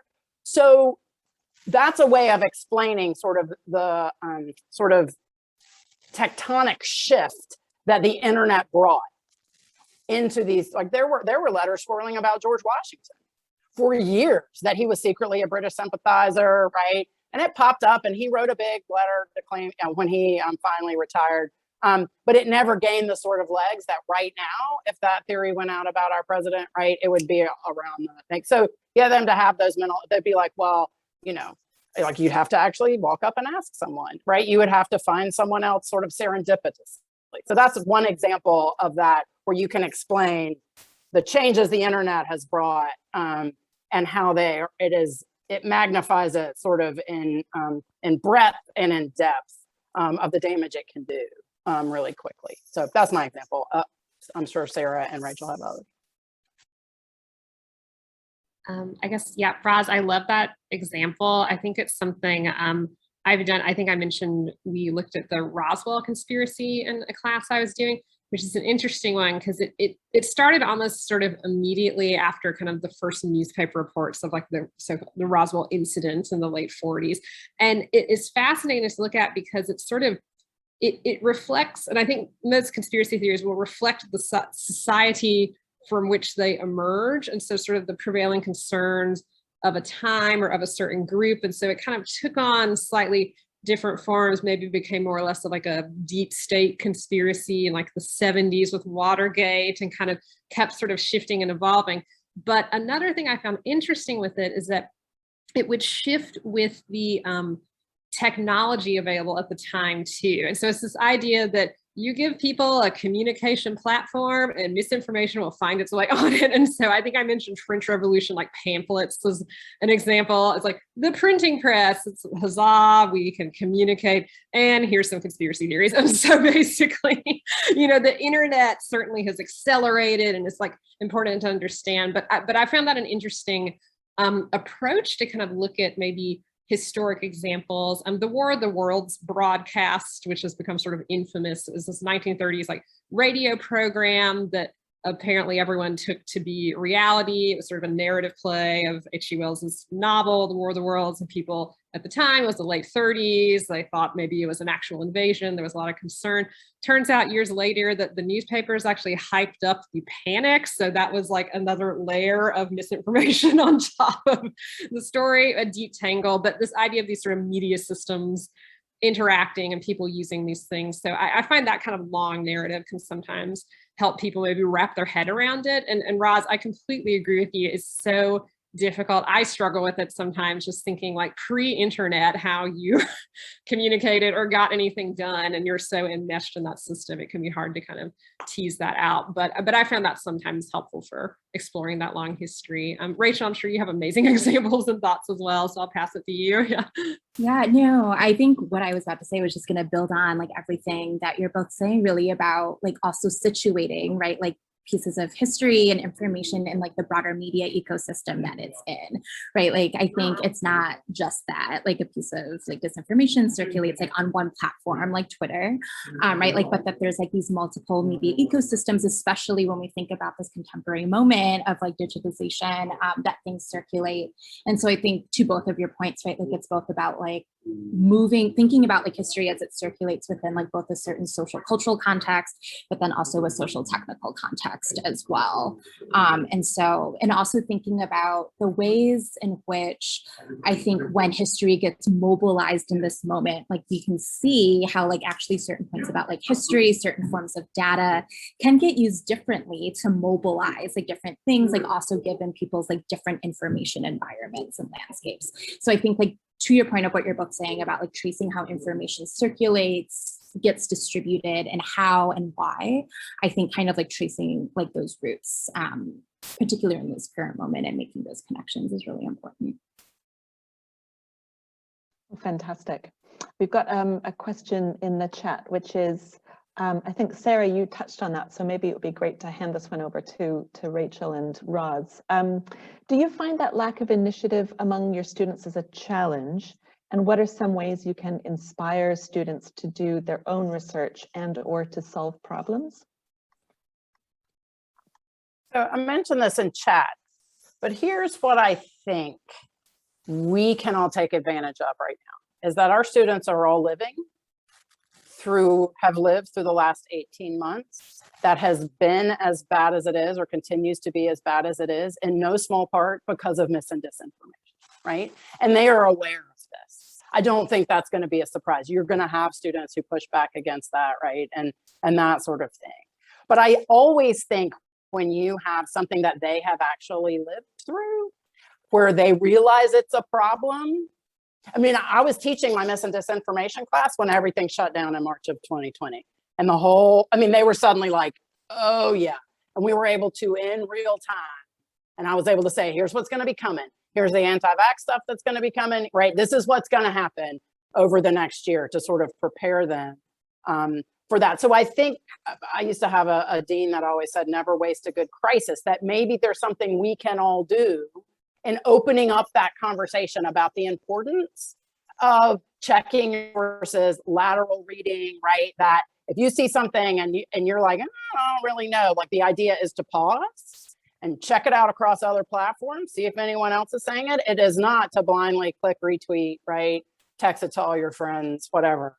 And they have this very concrete, like you can go back in time and look at 9/11 conspiracies, which is another historical example that's really interesting to them. And keep in mind, our students were not born in 9/11, right? That it's a whole different world.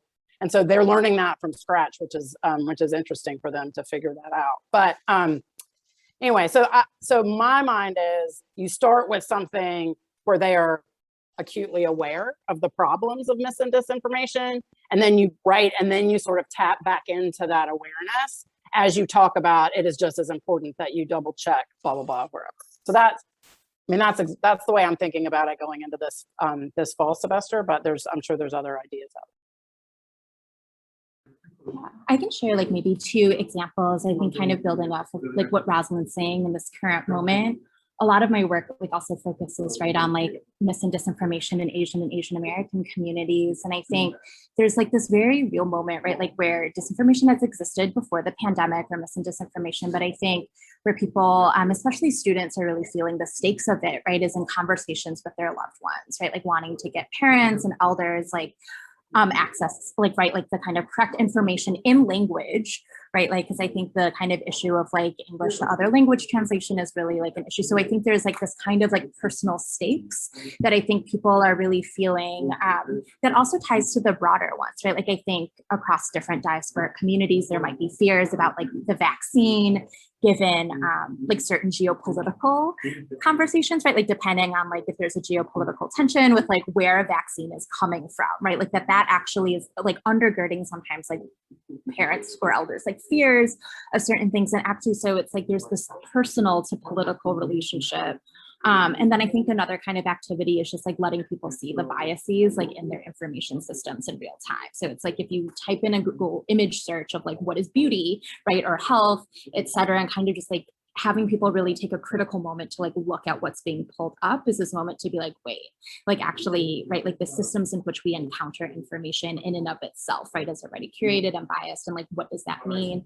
Who is it biased towards? Like what information is valued? And I think like those kind of real moments of taking a step back to rethink our current information habits has been an activity that has worked really well. Oh, great. We've got another good question here. Which is, do you all teach specific courses on the topic of critical thinking, or do you weave critical thinking principles, so evidence, inference, implication, into other classes? If so, which classes do you find lend themselves to this material?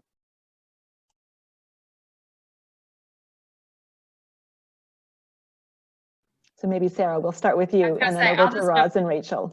I think any class can lend itself to this personally.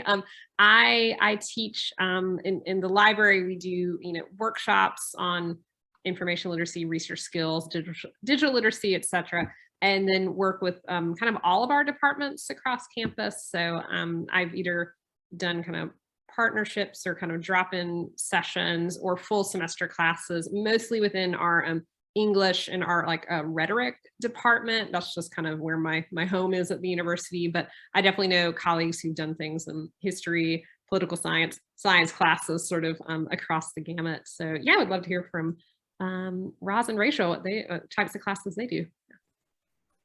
The classes I teach are not specifically called critical thinking classes. So I teach mis and disinformation on the internet. I'll be teaching algorithms and information this fall. So because they're sort of under the library bracket, the seminar, the mis and disinformation, is a first-year seminar. So it's all first-year students to do that. So I'm more of the teaching this as a process as we encounter information itself. So I'm not necessarily calling it critical thinking, although it does get called, like, critical thinking is one of those things that everybody sort of has a different personal definition for it, and there is also an academic definition for it. But we also teach in the library sort of what we call information issues and access in the 21st century. So that's also teaching sort of those skills, but within how do you find good information? What are those biases in the information that you're finding? Those sorts of questions. I think really quickly, just building off of what both Sarah and Rosalind are saying, and also what I've added in the chat is like, and sorry, I'm in a public workspace for the first time, so there's like some background noise. But I think it's also the importance of bringing this into classes where it typically does not lend itself, right? And like, how do we draw from multiple fields?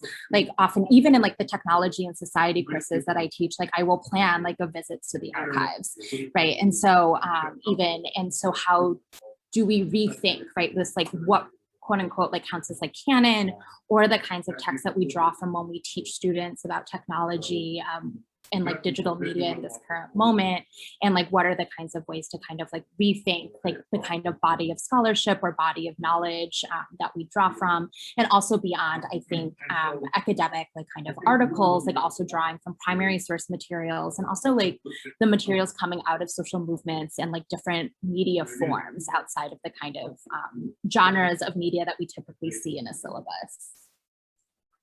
And I'll just mention too, I know some people on here are librarians and some are faculty members in other disciplines. And I think back starting around 2015, librarians sort of had this renaissance because there were a lot of faculty on campuses that were like, like clearly we need someone to be teaching about this. You all make sense. This is what we do, right? Making sure people get good information.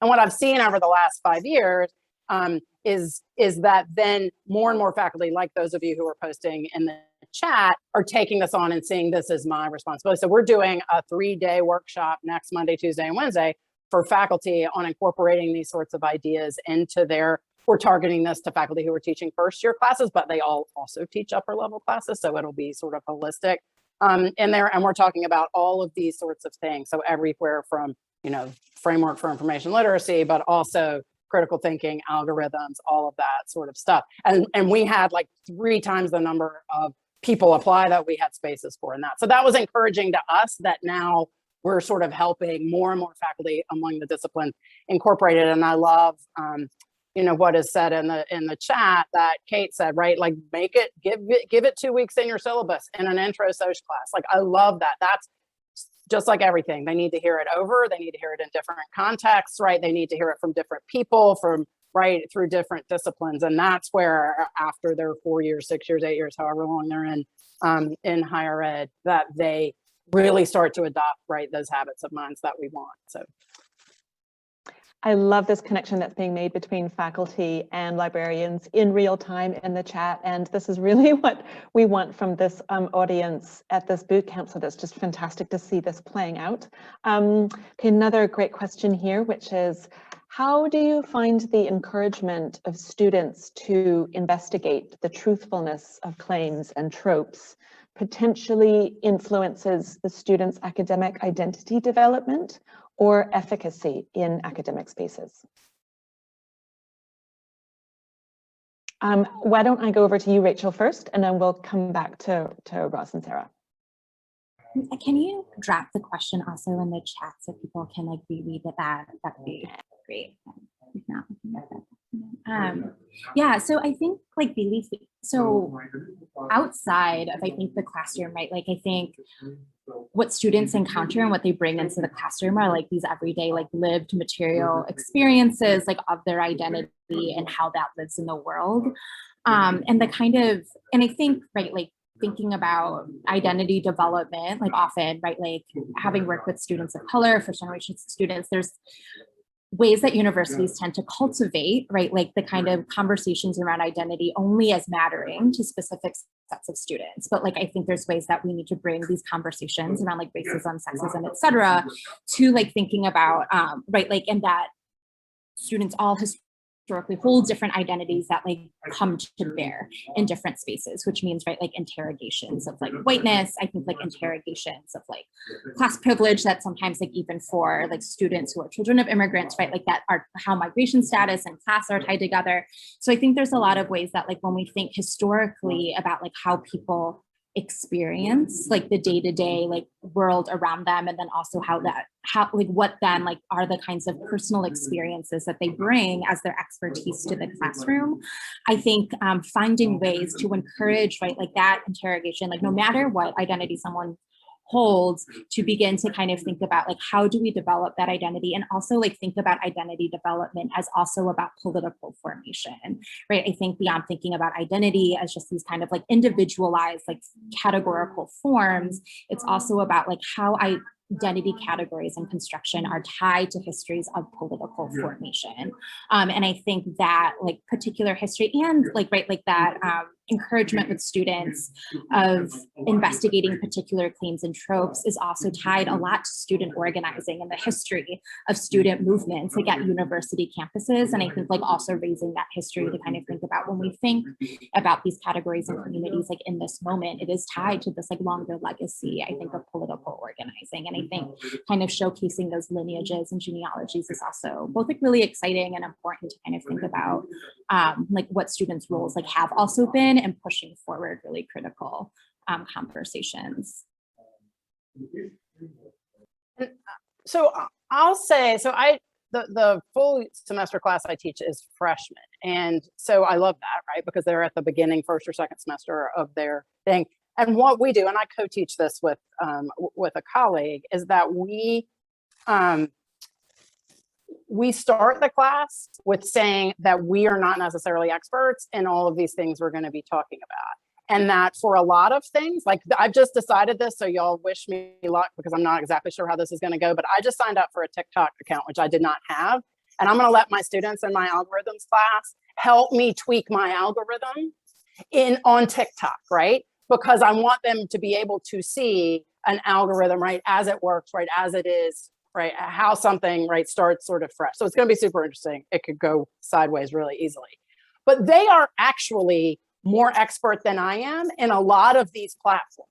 I'm not someone who just watches YouTube videos over and over and over and over again, right? Or who goes to the next video, but they have this expertise and this sort of, and I don't love the name digital native, but it works in this situation, is that they are on these platforms way more than I have. So in a lot of ways, they have more information about some of this stuff than I do. What I have is the 30,000 foot framework that they can plug their experiences into. And so we sort of talk about how that class is going to help them take this information that they already have and do that. However, one of the things that struck a chord when Rachel was speaking with me is that our biggest international student population are Chinese students, and there are cultural differences. And it's not only, I'm calling that out because that happens to be our thing, but it is also cultural within American cultures of the questioning of authority and resistance to that, or over questioning of authority, right? And the automatic skepticism of certain things. And so one of the things I'm trying to work harder at as I look at improving my teaching over this is to bring some more of that out into the open, because it's easy for me to say, oh, you got to be skeptical of X, Y, or Z. But if it is not something they have grown up feeling comfortable doing, and in some cultures, some families, right, and that also happens, right, with certain conservative pockets of the United States, if they have been actively punished for questioning authority, right, then that can be an uncomfortable place for them. So that's one of those things that I have on my sort of mental checklist of let's make sure as I'm talking about these things to not make assumptions. And I'm imperfect at that, and I'm trying to get better at that. But I also think naming that and saying, I'm really trying to get better, right, better at this, so help me understand this, to the students can also help them with that. The identity I had for the first 18 years of my life may start to change over these next 4 years. And if college does its job right, then it does change some, right? In different ways for different people. So that's just one of the things that's been floating around in my brain.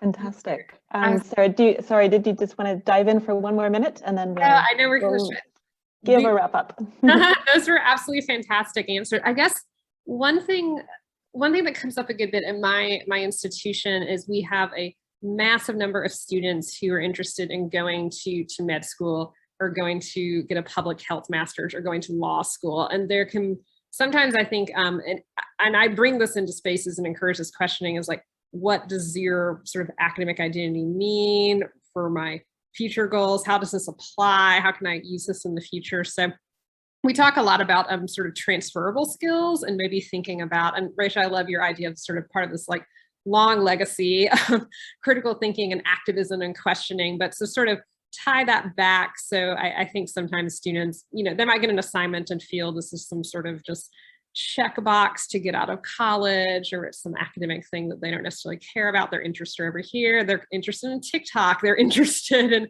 pursuing their medical career in the future, but how this can empower them, hopefully, and give them a voice and give them a lens to look at things and things to bring into their own passions, their own interests, whether they're strictly academic or not, or whether it connects to some sort of career in industry or medicine or in the academy, wherever they're going to end up. So that's something I try to bring into spaces and hopefully just empower them with all of this and encourage them to use this to fuel their own passion, their own voice, what they want to sort of contribute. So yeah, I don't know if I think we might be out of time, but thank you all for your great questions in chat. Yeah, I'll turn it over to Mila. So yeah, those were fantastic questions.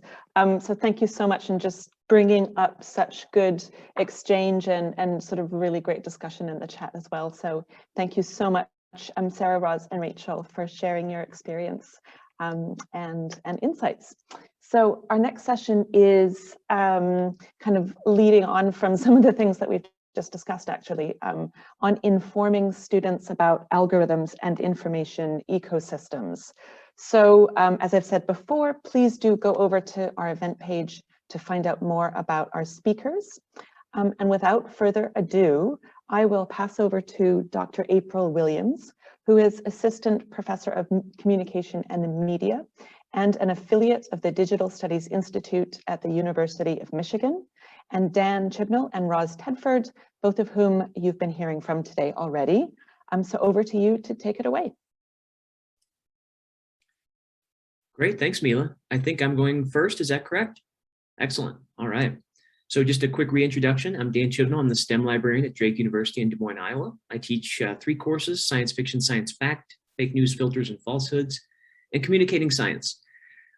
So if we're going to understand the impact that algorithms have on our daily lives, then we first got to understand what an algorithm is and what it does. So a quick crash course.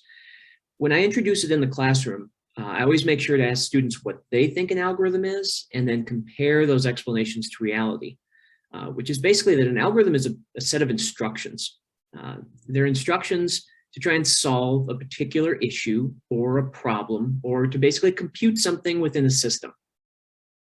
Now, I'll often tell them that even though it's not a one-to-one comparison, you can sort of think of an algorithm as like a complex version of a flow chart. So for example, the algorithms in our lives in 2021 take in information about us in terms of our search histories, our online clicks, our online purchases, and they use that information in their instructions, in their computations, to show you things that, according to the math inside the algorithm, it thinks you want to see. And the key word there is want to see, not necessarily need to see, but want. And we'll come back to that. But behind these algorithms, there's some kind of desired effect to get you to stay on the site, to get you to buy something, to keep you consuming certain kinds of content. For example, Google's PageRank is one of those kinds of algorithms, possibly one of the most famous in the past 25 years. We still don't fully know everything of how it works, but we have a pretty good idea. And what we do know is that the algorithm will generate different results for different people from the same search terms based on their online behaviors. So again, what you might want rather than what you might need. Or in terms of social media, the algorithm is going to take in all of the accumulated data that you give it about your behavior, and then it's going to predict what it thinks you want to see, hear, or watch. And then the algorithm basically builds your feed with similar content.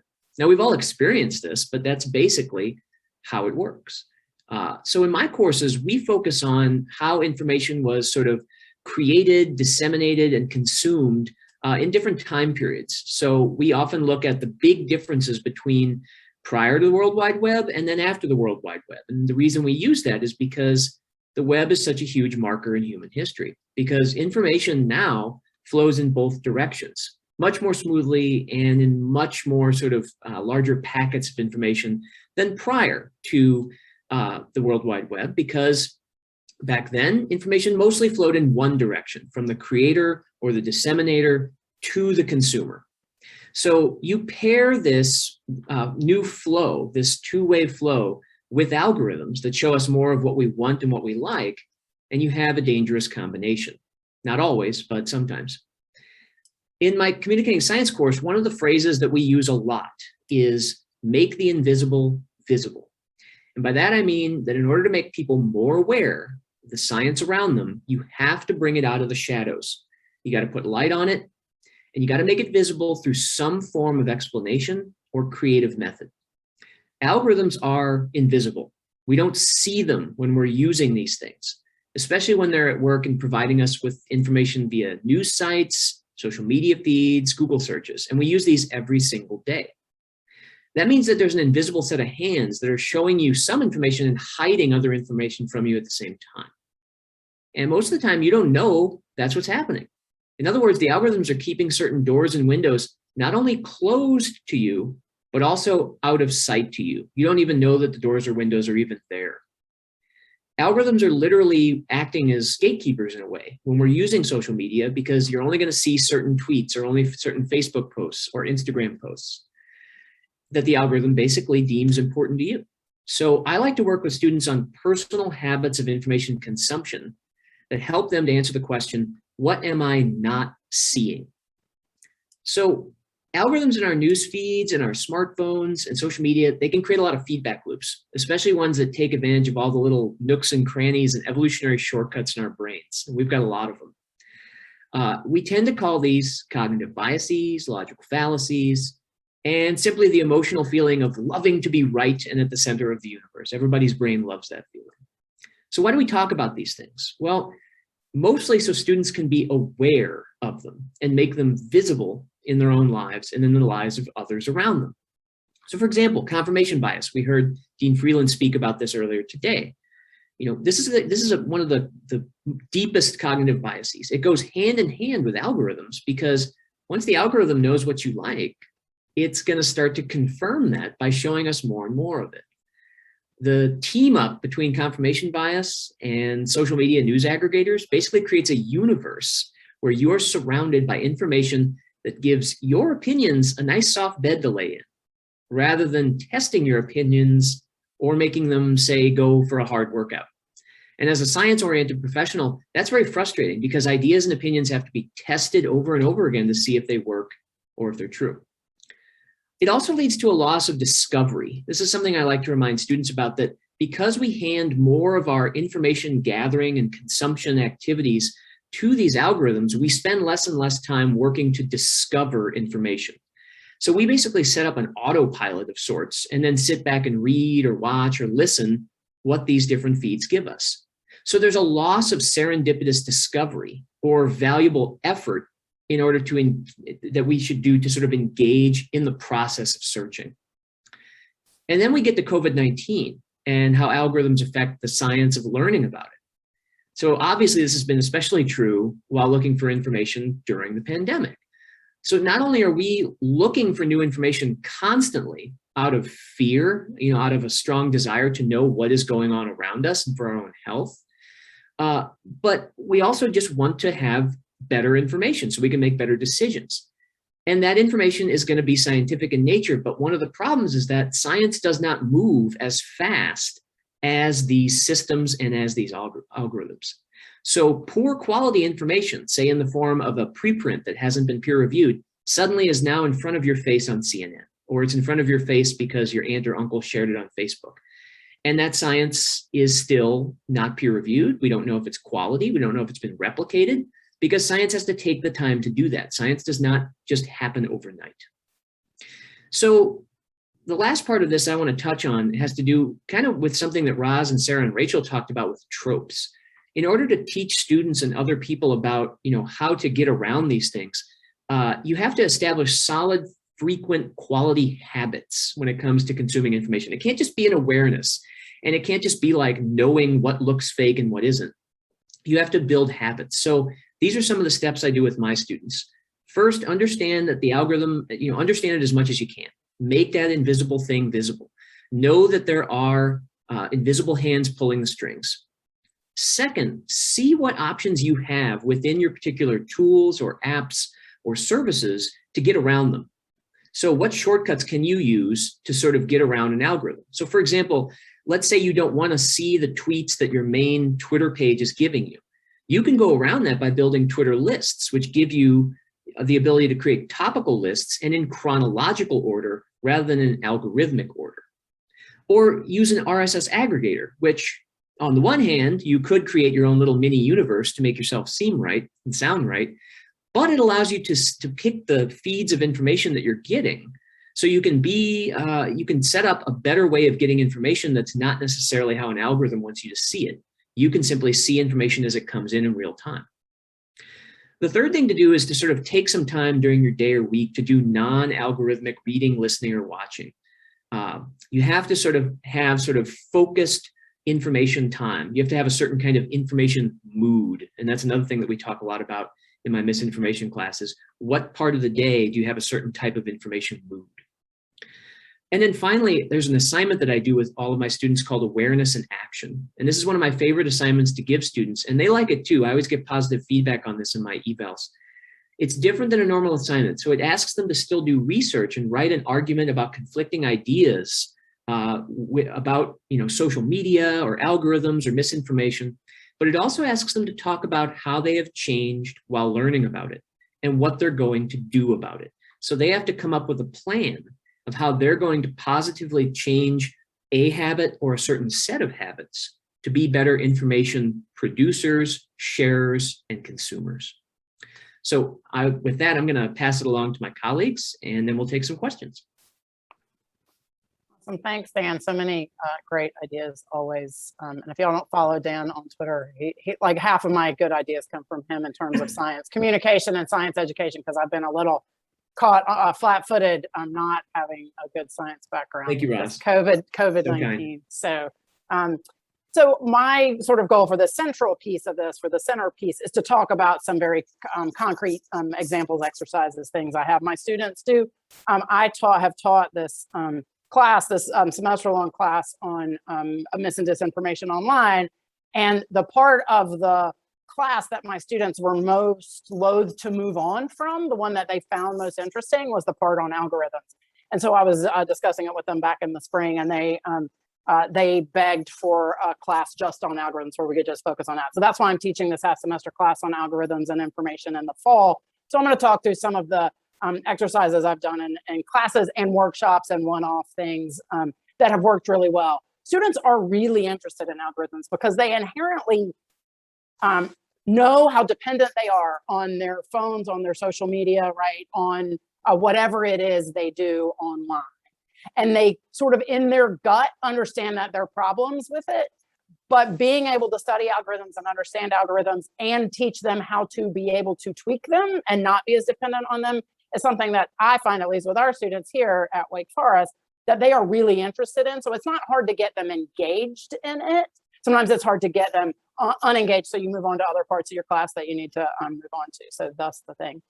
The one thing, that caveat that I have learned, although I'm seeing this less now as we are seeing more and more Gen Z come in, this was especially a problem with the younger millennials from 6-8 years ago, is that they sometimes get very defensive about their favorite platforms. So, right, you don't want to be calling their baby ugly when you start talking about mis and disinformation on TikTok, if that's the baby, which it is, by the way, if y'all don't know, they aren't on Twitter, they aren't on Facebook, they're less and less on Instagram, right? And there'll be another one in 2 years, there'll be something different. But so you do have to sort of couch this in a way that you don't sort of send their defensive up. One of the things I wanted to mention that Dan touched on when we talk about how they can actively curate their own information is that we talk a lot about the difference between push technologies of information and pull technologies of information, right? So pull is something you go out, right, and you bring that information to you, whereas push is something that pushes information to you. And so we try and get students more and more to take an active part in pulling good information to them rather than relying on the push stuff, right, that just maybe it comes by their visual feed, maybe it doesn't. So we talk a lot about that. We talk a lot about that to the adult workshop people that we do. We do some lifelong learning classes as well. So that is going to the New York Times or Washington Post or Wall Street Journal or a feed and say, yes, please send me the top 10 things I need to know every day in an email. And I start my day out with one from The Economist, and one from the Wall Street Journal, right? And one from the Chronicle, rather than just hope that good information happens to come by my social media feed. So that's one way we talk to students about it. Another one is I have them read the first chapter in this book, and I'm going to put a link to it in chat, called Your Happiness Was Hacked. It's a really interesting book overall, but essentially it's talking about how algorithms have made us all less happy. And the first chapter, I think it's the first chapter, might be the second chapter, talks about how the platforms we use every day used models developed by gambling companies to keep people gambling. So it is based on sort of addiction science, the way these algorithms work. And so that fear of missing out that our students feel, that we feel, is not actually a fault in them. It is actually what the platforms intend. Because when you're afraid you're missing out, you're gonna be back on the platform all the time. And when you're back on the platform all the time, you're clicking and you're making them money. And that actually that's a really good, a good book chapter. It's an interesting book for any of you all who want to read it. The other thing we had our students do, and this was kind of, it had just come out and our students were going home, or they were at home for Thanksgiving last fall. And we were like, does everyone have access to Netflix? And our whole class did. And I'm like, let's all watch The Social Dilemma over Thanksgiving break, and then we'll discuss it. Our students stayed home after Thanksgiving. So, so we were discussing it online, and they loved that film's representation of algorithms sort of as people who are like turning dials, which is it's an imperfect sort of metaphor for what algorithms are doing. But half of our students completely deleted their Instagram because of that. Like, they were so, now I'm sure they probably all have it back now, but they were really impacted. And all spring and over the summer, they were like, I'm making all my friends watch Social Dilemma. So that's one thing you can have them do. You could show it to students in a class. Then there are two TED Talks from a man named Eli Pariser. Of course, he was the one who, I don't know if he coined the name filter bubbles, but he has done two TED Talks 8 years apart, and they're really interesting as companion pieces. So he starts out with the first one talking about filter bubbles, but then the next one sort of, it has morphed into, now we have created these monsters, right, of the Facebooks and the Twitters and whatever, right? And what responsibility do they have for the greater good? If you want to go down that route even further, there is a Mark Zuckerberg talk, and I don't have the links right in front of me, and a Sacha Baron Cohen talk. He spoke to the Anti-Defamation League. Is that what he spoke to? I can't remember. Anyway, very contrasting ideas of what the responsibility of tech companies are. That's an interesting conversation starter. Then there is an amazing, very short video, easy to show in class, called The Miseducation of Dylan Roof. Many of you all are probably familiar with this. That really talks about how the Dylan Roof, who was the Charleston shooter, was radicalized online simply because he did a Google search for Black on white crime, because he had seen it somewhere. And Google led him down this rabbit hole. And we know this because he kept a very detailed journal of how he got radicalized online. So that's an interesting one. There are interesting ones we have done where we have students dig into Rotten Tomato reviews, right? There was a whole thing about Captain Marvel and how, right, reviews sent it in, right, into the toilet before it was even shown. Amazon suggestions, how Amazon suggests things to you and what Amazon Choice really needs. All of the links to these will be, I have these, will be in the toolkit. Pokemon Go, Apple's App Store, TikTok. So there's a lot of things out there where you can have them look at bias and algorithms in a lot of interesting places. I am in the middle of reading this book that I will throw in, which is called Masked by Trust, Bias in Library Discovery. Looks like this if you don't want to see it. And it is about how our databases, how our discovery platforms rank, and the bias that is built into that. I plan to talk about that in my algorithms class. So that's another way. Couple other ideas I'm throwing around.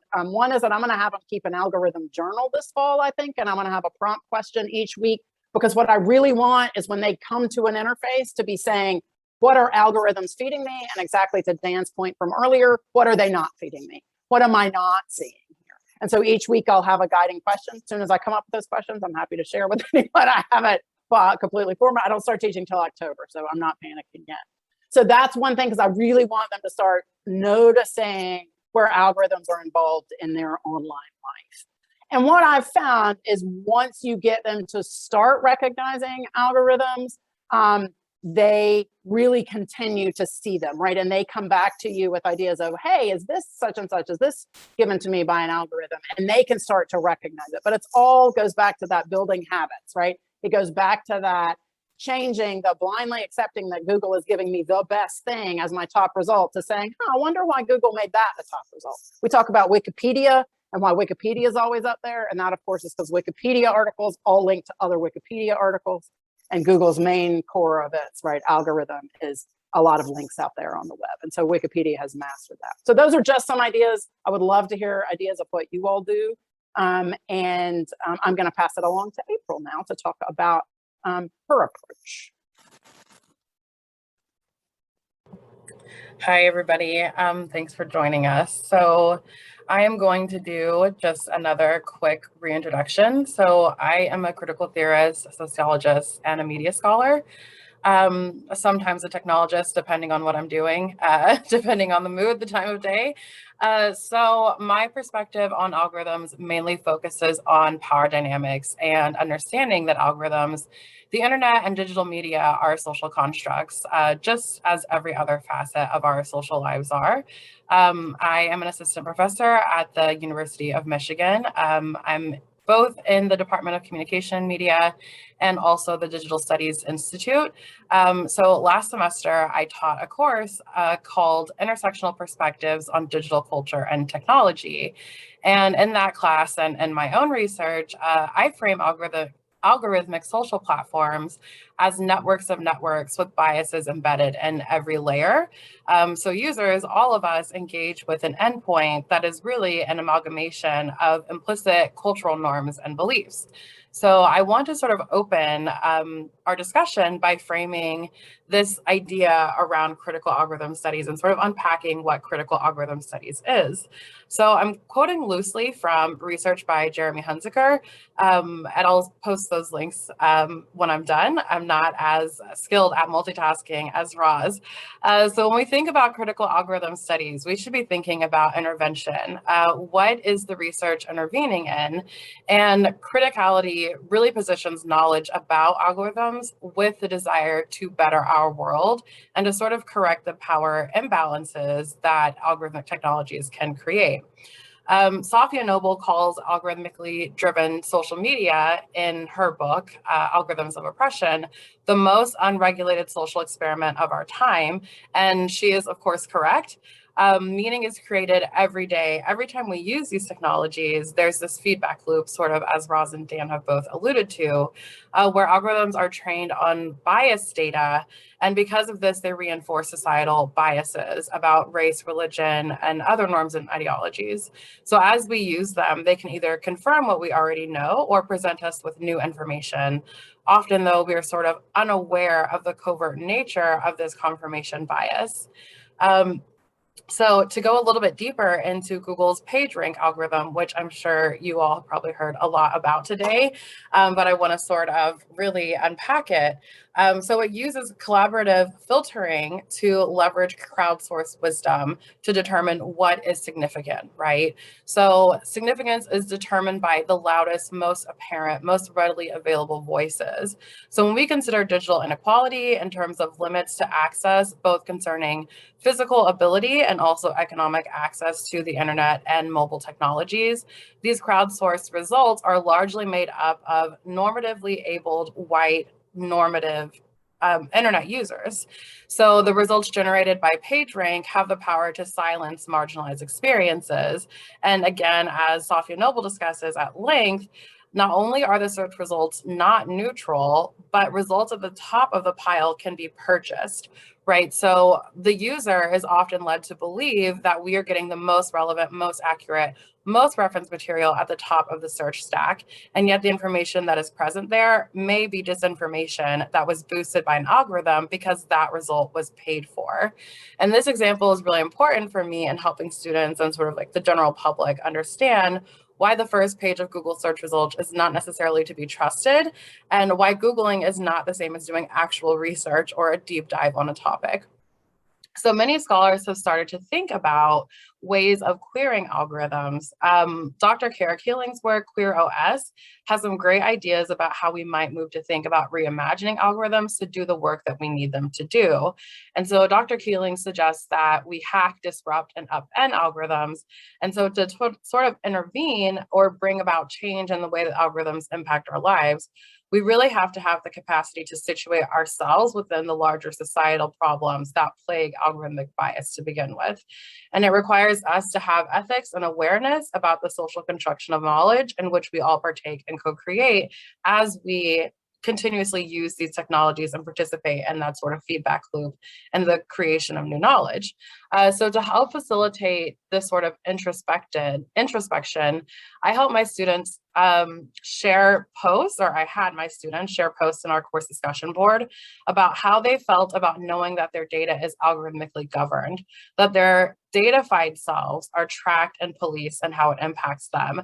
And when we're talking about datafied selves, we're really talking about the imprint that we leave behind as we use these technologies every day, right? So we have our physical being, our real offline selves, right? But along with that, we're leaving this trace data on every single platform that we're using. And that trace data is managed by an algorithmic system in some way. And so I had my students really think about, what does it mean for you that your datafied self is tracked, policed, and surveilled, and how that impacts you in your everyday life? And so as we were going over the Queer OS paper and another great paper, Black Data by Shaka McLaughlin, I had them think about how they might practically disrupt algorithms. And I wanted to share some of the things that they came up with their permission, of course.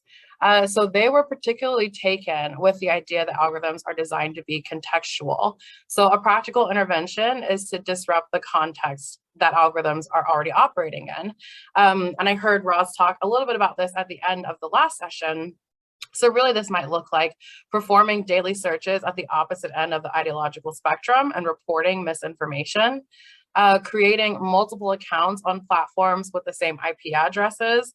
And this was particularly successful on TikTok, as Roz also talked about there, where one student did her final project on TikTok actually, and she discovered that she could manipulate the algorithm to see different algorithmically driven experiences based on the input she fed it. So she created 8 different profiles, and she played with the gender and the race, and sort of clicked on different ideological themes as she was creating these profiles to get TikTok to show her a specific kind of performance, right? Or a specific kind of loop that pulls you in. And then from there, it's going to consider the feedback that you give it, right? Another way that we can disrupt algorithmic bias is by changing the way that we talk about them. When we think about these systems, think about who they are accountable to. When you think about your favorite social media platform, who do you think of when you imagine who makes those systems run? Who do you think about when you imagine someone receiving a report that you might make about disinformation or about hate speech, right? We don't know, and that is the problem. And that's something that we have to get the larger society to understand, is that in internet studies, we sort of like to think of this as the black box problem. We can't see inside of these programs. We don't know what the code looks like for algorithms. We know it's there, but we don't know who's working on what and to what end and how it impacts us. And there's very little regulation or responsibility towards the user, even though we are generating income for these companies, and they should therefore be accountable to us. So as we're sort of wrapping up, I want to help us all think about how algorithms can surveil and take away power, how they can reify ideologies, stereotypes about gender, race, religion, and nationality, but also about how they might help us take back power. And I'll start with a few examples of how algorithmic digital platforms have helped marginalized communities. So first, without Twitter and the hashtag function, which is largely governed by what users have showed is important to them, the feedback, the input that we're giving, Black Lives Matter, BLM would not have been able to organize as easily or as effectively as they have been. And though Twitter was a platform that was not designed for organizing social movements, it and the algorithmic power behind these trends has largely helped the movement to stay visible and to be able to coordinate across the country. And other counterpublics and movements that stem from counterpublics like hashtag #MeToo, Black in the Ivory Tower, for example, all gain prominence because of automated ranking systems. So this reach is really extended, but then of course these platforms are also open public channels, and they invite in ideas and ideologies and opposing views, which can be healthy, but not entirely helpful all the time either, right? So in some cases, scholars have found that algorithms that detect hate speech or speech that violates terms of use disproportionately flags African-American vernacular as hate speech, right? So in that way, it can sort of silence communities that are trying to do this kind of work. A Black person saying this idea is white supremacist might get flagged as hate speech, whereas actual hate speech might not get flagged as hate speech, right? So we always have to keep in mind that as algorithms operate within these contexts, they are dynamic, and they're all of these different layers of bias can be coded within them. So to help us move to an open discussion about how these technologies might impact us all, I want to invite you all into an exercise with us. So we did this last week and it was shocking. So I am anticipating that it will be similarly shocking today, because I checked this morning and nothing's been corrected. So if you are with us, if you will open your browser on your computer, you can do this on your phone too, but it works better on an actual PC situation or Mac, whatever you're doing, right? Go to Google and just type in, why do white people? And I want to see some of the things that Google auto generates for you all as you type in, why do white people? And just put it in the chat as it comes through. Okay, right, so wear shoes in the house. What are some of the other ones that you're seeing? So that's the top one that I get, right? Why do people wear shoes in the house? Why do white people's hair grow faster? Why do white people tan? And apparently shoes in the house is a big thing because it's on mine 3 times as a suggestion, right? So everybody wants to know why white people wear shoes in the house. I don't know. I would also like to know, right? So if we then type in, why do Asian people, what are some of the things that pop up there for you? So on my end, it is, why do Asian people do nails? Why do Asian people have slanted eyes? Why do Asian people have small eyes? Why do Asians do nails? Again, right? So lots of stereotypes that are rooted in Western media mythology, right? And so the small eyes, the slanted eyes, right? These are racist narratives and stereotypes that we have heard over and over again throughout American society, right?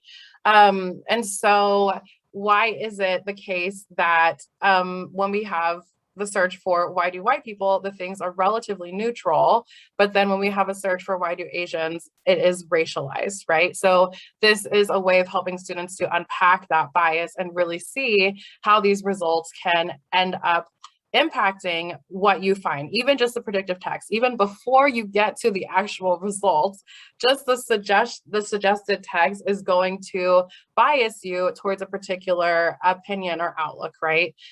So I'm going to stop there and open it up for questions. And I'm excited to see sort of what you all are thinking about, and think about this context in which we get these kinds of results. Wow, thank you, all of you. Thank you for bringing us into your classrooms. And April, that was fantastic. I really love diving in and really experiencing you sort of educating and teaching your students. That was great. Just going to see if there are any questions coming in yet. And while we wait, just a sort of very general one to put to you. And so maybe April, starting with you.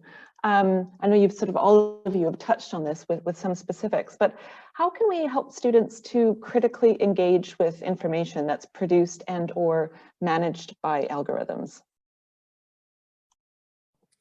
Yeah, so I think for me, that really comes down to helping them to understand that it's all contextually specific.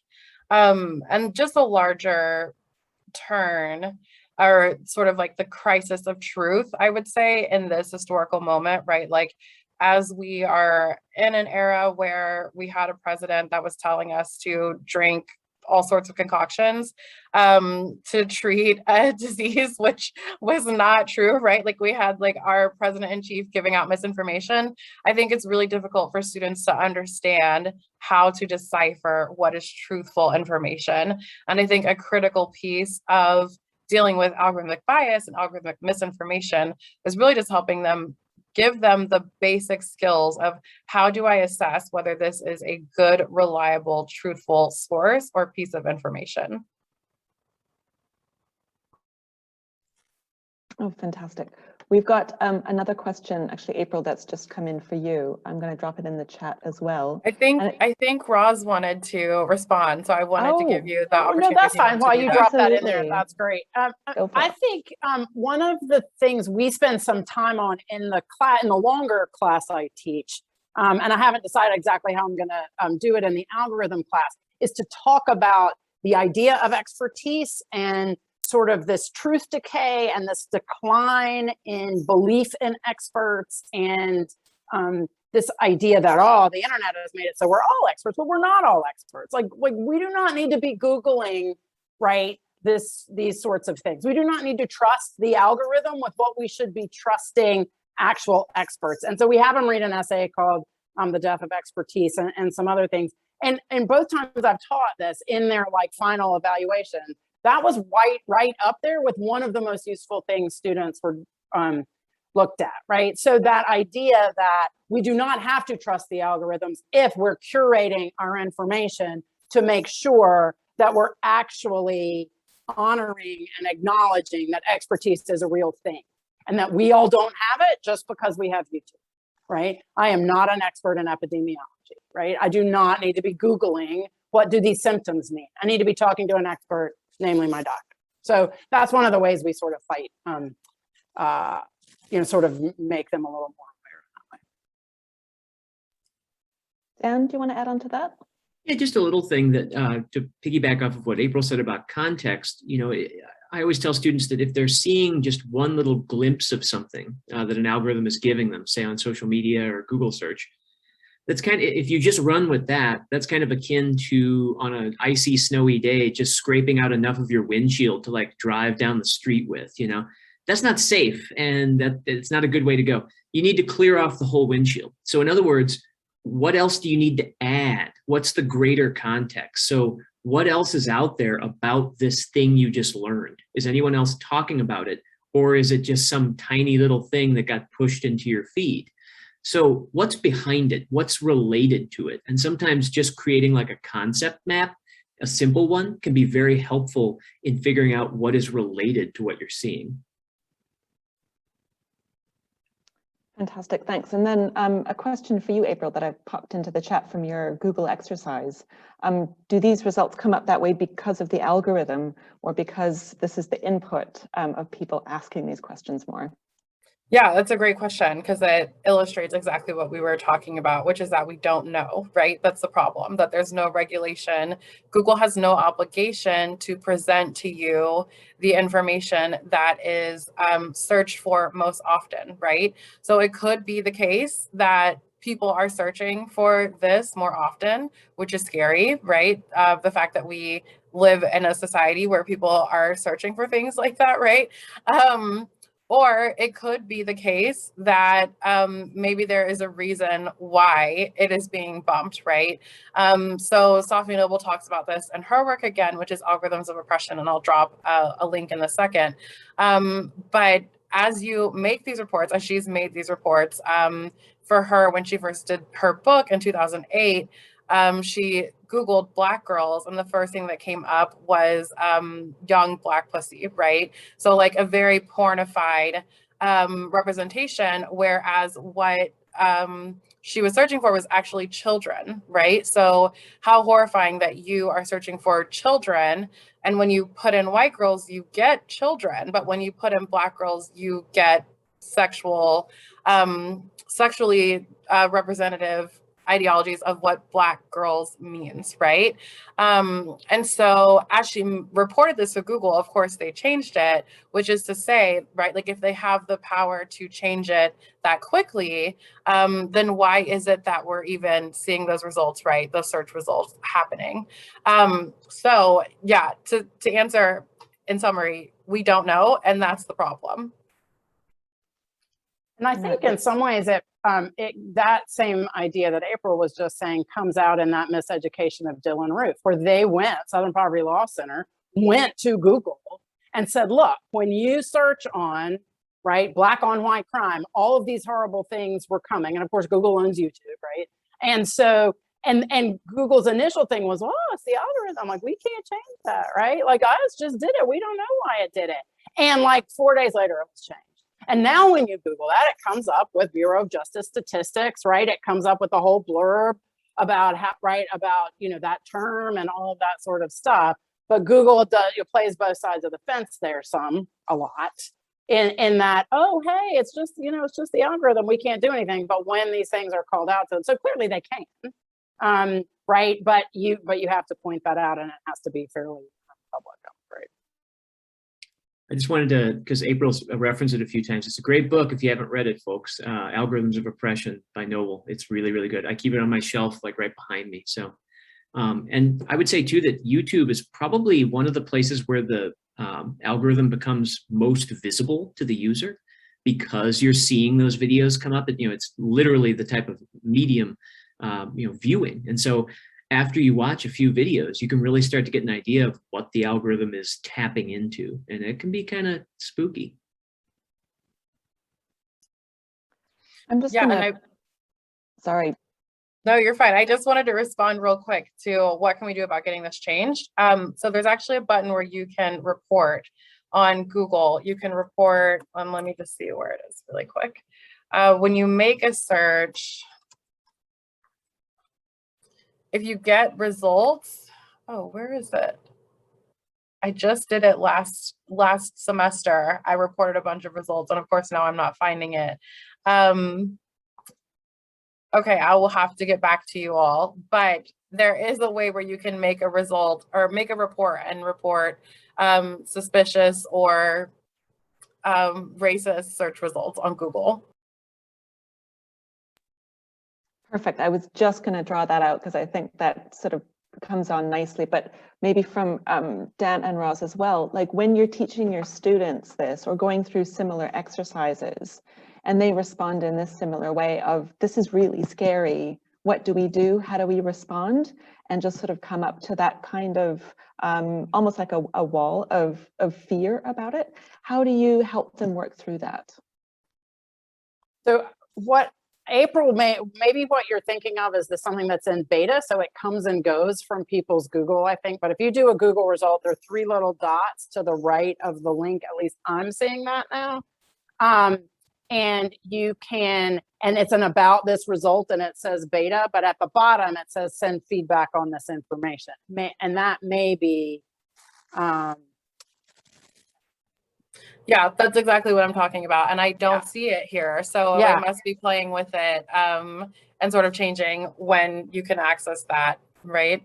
Yeah, no accountability is the real problem. Absolutely. Is the real problem, right? And that's the real thing. You know, we do tell people to report if they see trolls, if they see bots, if they see like all of these things. You don't have to be passive with, and some platforms do better. Twitter, I think, is a little bit better about taking care of when people report report accounts than Facebook or Instagram. But it is sort of up to all of us to sort of report those things. But of course, you know, they're a private company and like they don't have to act on it. And you know, so it's you know, so it can be frustrating. But I always tell students that, you know, we're not going to solve all of these algorithmic problems. I just want to help them be more aware of them, so that they can make different choices, better choices as they seek out information in the future. Yeah, I agree with all of that. And I tell my students that they have to be teachers to others around them, you know, their friends, their family members, and not to, you know, not to be like a, well, actually kind of person, or to, you know, just sort of over explain things, but simply to pass on good tips, best practices. Like, you know, you might have seen that video because of this algorithm thing, or, you know, go beyond what you found, you know, never settle for just one source on something. So when students become teachers for others, it helps to reinforce those habits with themselves. They become a trusted source for their friends and family members, and hopefully other people learn about it as well. That, like Roz said, it might not do anything to solve the problem that Google's got with its algorithm, but at least we might be tamping down the negative effects of it on other people. And that's a perfect rest point. And here we are ready to wrap up this session. So April, Dan, and Roz, thank you so much for your time and thoughtful listening engagement. And thanks to everyone who pitched in a question as well. So we're now going to take a 15-minute break. So coming up onto the screen, there's going to be a few questions to help you mingle and chat amongst yourselves. So feel free to add some answers or pose other questions for other people who are here with us in the event in the chat. And while you do that, I'm very excited to announce the winners of our giveaway. So when everyone signed up for this bootcamp, we included the option to be entered into a raffle to win a copy of Tom Chatfield's latest book, How to Think, which we're extremely proud to have published this spring, and which is a beautifully written call to arms, as well as a critical thinking postcard set and 25% discount voucher to use on Sage resources. So we've got 10 winners who were chosen out of the proverbial hat, and they are, so answers coming up in the chat as well, Kendra S, and Louis C, and Richard K, and Omobolanle F, and Edward N, and Anil V, and Colin M, and Susan C, and El Rene R, and Narinderjeet K. So congratulations to all 10 of you. Your names will be coming up, so please send an email straight to pr@sagepub.co.uk. There's the email there in the chat confirming your acceptance, and then we'll be in touch with you with the next steps to send you your prize. So we will be beginning the lightning talk section of bootcamp shortly. So that will be starting at 10 minutes before the hour in your time zone. So now turn off your video, have a glass of water, have a refreshment, stretch, and do all your good Zoom self-care, and we'll see you in a few minutes.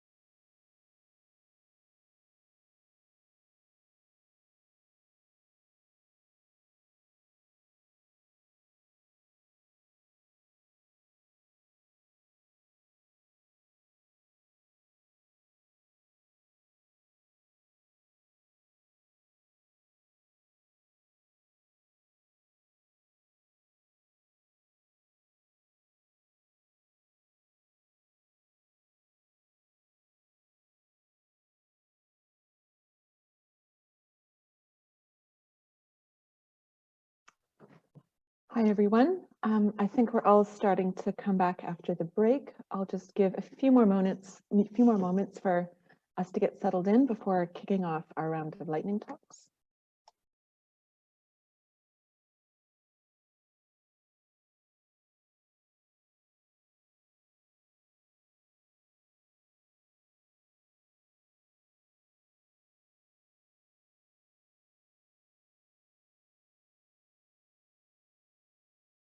Okay, I think we should be getting ready to queue up. So welcome to the Lightning Talks round. If you haven't encountered a Lightning Talk before, what it means is a presentation set at 5 slides in 5 minutes. So you can look forward to a very broad spectrum of voices and experiences and perspectives coming up. So during this session, you're going to hear from 7 different speakers. And as we'll be moving at quite a rapid pace between them, please feel free to fire your questions into the chat box. And if we've got extra time at the end of all of the lightning talks, we'll do our best to allow for a Q&A with the questions when the last person is done.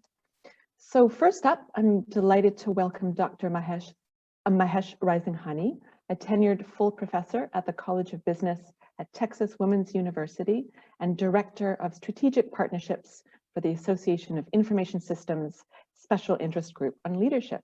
So Mahesh, over to you. Thank you. Thank you so much, Mila. Appreciate that. And apologize to the other speakers if I had to request that I go first, only because right after this, I have to jump to another panel with the National Science Foundation this afternoon. And so I wanted to do justice to this, specifically to questions you may have. I'll limit my presentation to 5 minutes as per the schedule. Today, I think I just want to point out my area of teaching is in the strategic management in the executive MBA program and also in project management, which deals with risk management. So here in our talk about the strategically managing the global climate change risk, taking a critical perspective, I think that's the lens I'm looking at this particular phenomena. So we know that we're in the midst of one of the most disruptive periods in at least half a century. And this COVID-19 or COVID-2 SARS pandemic that surged at a time when great transformation was already underway. Now, the pace at which the business landscape is changing has accelerated tenfold last year in 2020. And it is now a make or break time for leaders who will succeed or fail based on their ability to promptly pivot and take action for the journey forward. Now, what does that journey look like? Well, from a global and strategic management perspective, we need to adapt our thinking. In other words, think critically and constructively about the policies to combat the ever increasing threat of climate change. Now, why do I draw the parallel between the pandemic and climate change? And that's because both these are risks that we would have to manage. So we need to reflect critically on the lessons learned from the coronavirus pandemic that can help us with the risk mitigation as we address climate change. So the catastrophic risks of pandemics and climate change carry deep uncertainty. That's a common element there as to when they will occur, how they will unfold, and how much damage they will do. So with this Delta variant, Lambda, or however many variants till we run out of alphabets. Now, that's for the pandemic. And the same with climate change. We've already seen very unusual weather patterns and how much more are we to endure. In fact, just this morning, I was reading about the heat wave again in the Pacific Northwest. So the most important question is how we can face these risks to minimize them most. That's really what I'm going to be speaking about next.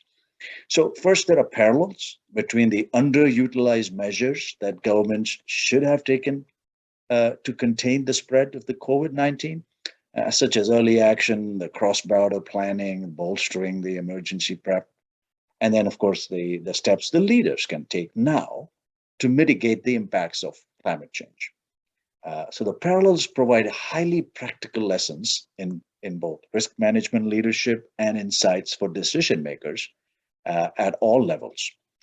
Now, although there's really no vaccine for disastrous impacts of climate change in the context of an ailing global system, we do have research that shows that the scope of the change is very different depending on the company's size. Larger companies are taking on broader transformational initiatives, while smaller companies with fewer staff feel more constrained and tackling change at a slower piecemeal pace. So the three insights or best practices that I want you to focus on in this short time that we are going to be, in this discussion is one, the coronavirus pandemic has reduced global carbon emissions. However, that's not sustainable because as soon as people go back to the new normal, that the emissions may again start to rise and we may lead to future disasters. Second, how does extreme weather alter the calculus? And by that, I mean governments and citizens alike must act to reduce emissions permanently, while simultaneously preparing for the climate-fueled disasters and pandemics ahead. And last but not the least, the third point or some takeaway from this is what can we learn from the pandemic? As I think Winston Churchill had stated, never waste a good crisis. Despite all its challenges, the pandemic provides an opportunity to develop a better path forward. And I want to plug for, put in a plug for Sage Publications. They have this white paper I found on their website, The Critical Thinking, a roadmap to building these important skills.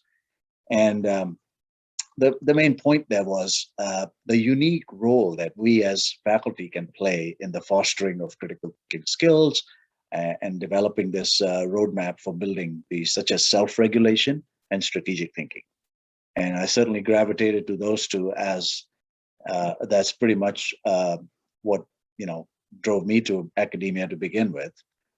So that's been of a lot of interest to me.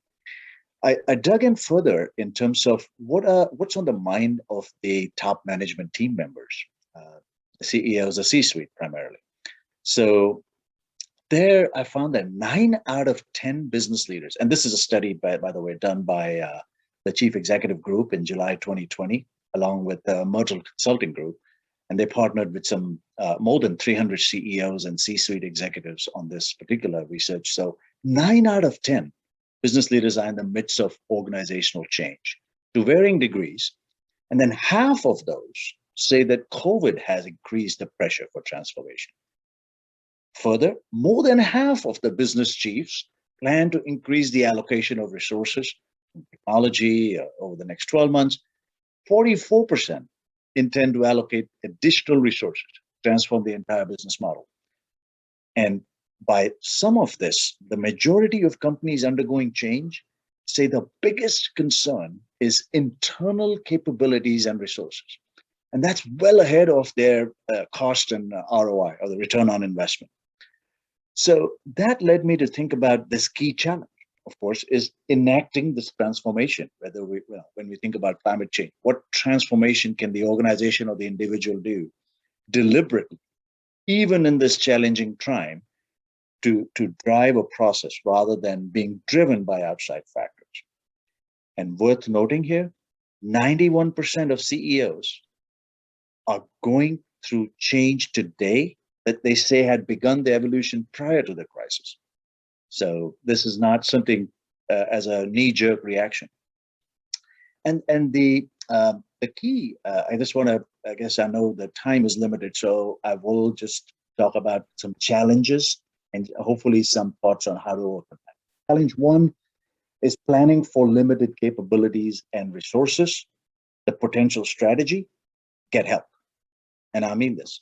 By this is external support can bolster the internal expertise and capabilities and skill, regardless of the size of the organization, because the needed capital or the human capital to make changes happen faster, we would have to, again, get help.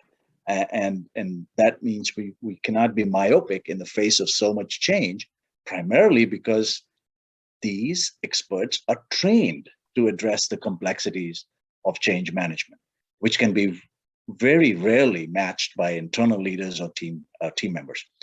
Challenge 2 is forecasting cost and ROI considerations. By ROI again, sorry for the acronym, the return on investment.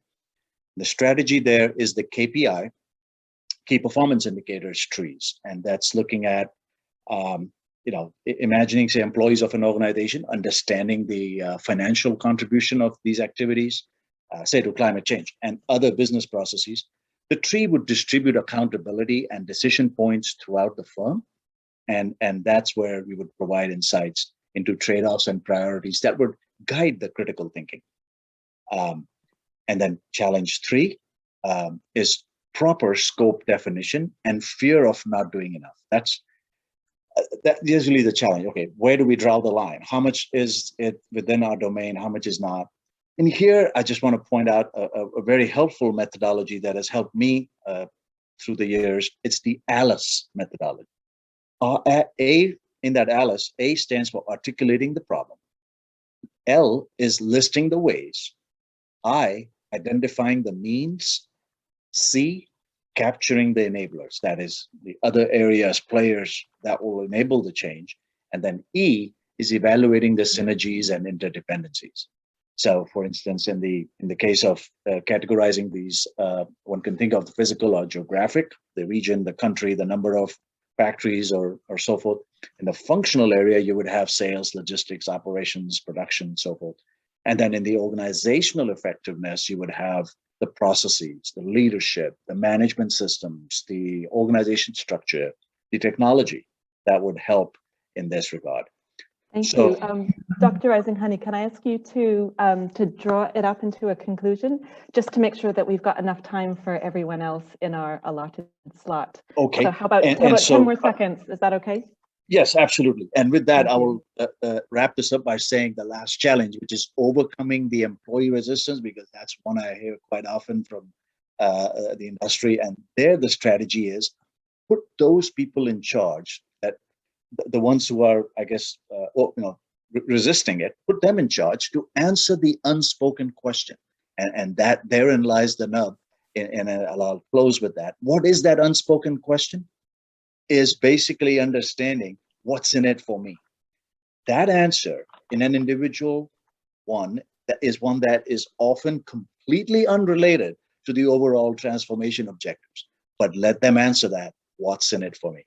All right. Thank you. Thank you for the perspective from leadership. Fantastic. We'll be taking questions at the very end. If unfortunately you may be out by that time, but thank you so much for the perspective from leadership. And now, without further ado, let's move on to our next lightning talk, which is Jessica Imami, adjunct professor at Marymount University. So Jessica, I'll give you a moment. Thank you so much again, Mila. Appreciate it. Thank you, Mahesh. Thanks for having me here. My lightning talk is about cancel culture by way of photography and videography that shows one thing when something else is going on. So the presentation is called All Photos Lie. Now that is a great phrase, all photos lie, but I didn't come up with it. It was coined by a man named Goldstein from Sage's Handbook of Visual Sociology Methods, which we teach a course on at Marymount. So I want to fast forward. Is it possible to share my screen briefly? Absolutely. Okay, so let me come here and share a photo that I think a lot of people will remember. If I can get it. Nope. 1 second, please. Okay, that's the photo. Sorry about that. This is a photo of maybe 15, 16-year-old boy who was at a gathering place in front of the Supreme Court near the Lincoln Memorial a few years ago. And this video came out of him for 23 seconds where this Native American man was drumming in front of him, and he was smirking, and all the other kids were going crazy and doing tomahawks. So the whole YouTube, Twitter sphere, the whole internet blew up and was immediately extremely accusatory of these boys. Now, what made it worse was the hats they were wearing was the Make America Great Again hats, and they were being sold. They're being sold all over the Capitol in those days.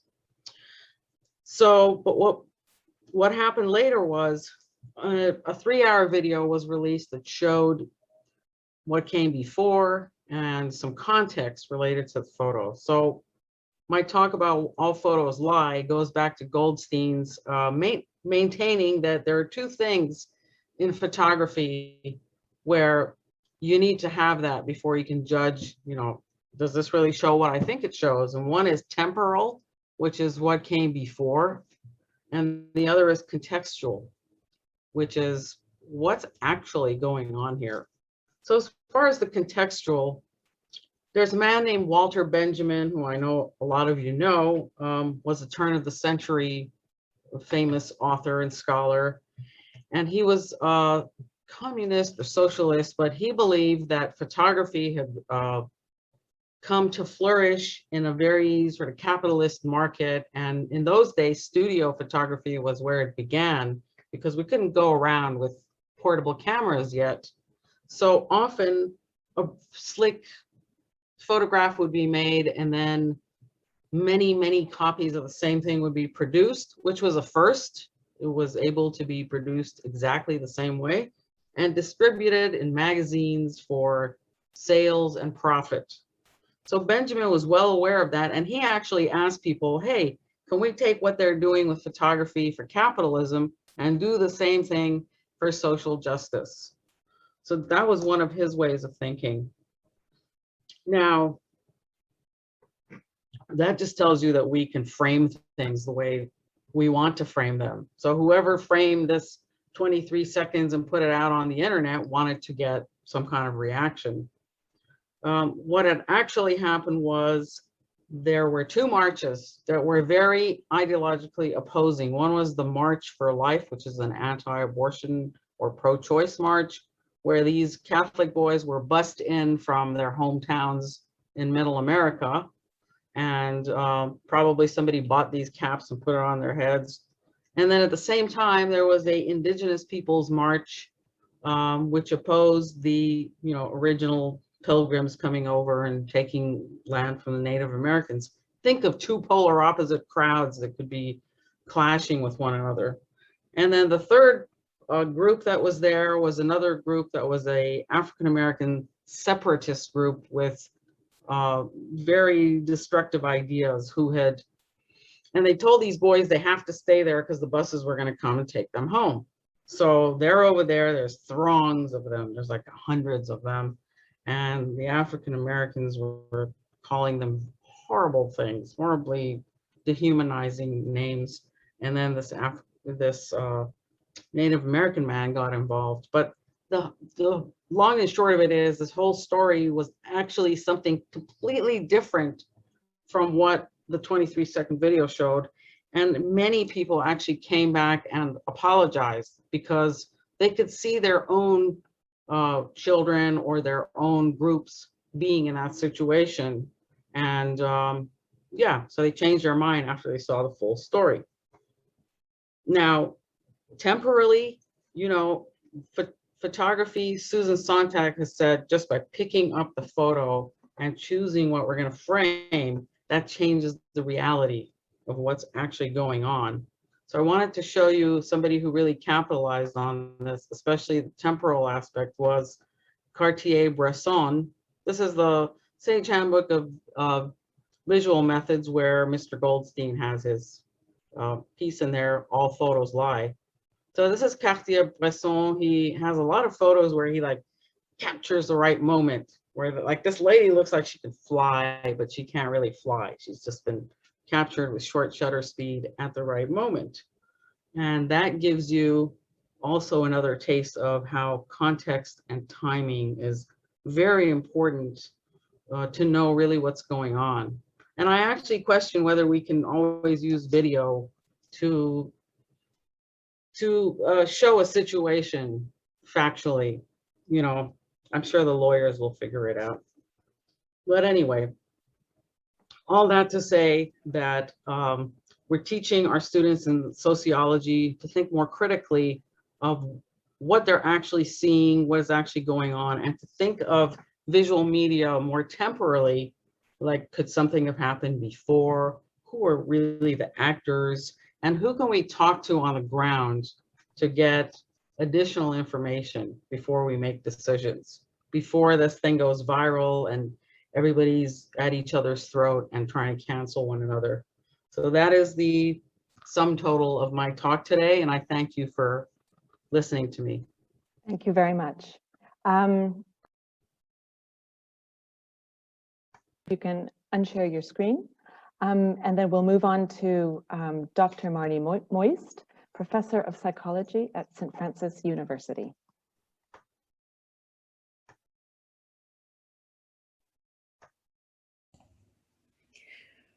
I'm sorry, you cut out a little bit. Are you moving on to me first? I'm Dr. Moist. Oh, Dr. Moist, yes, you're up and ready. And so, Jessica, if I can ask you to unshare your screen, and then Dr. Moist, if over to you.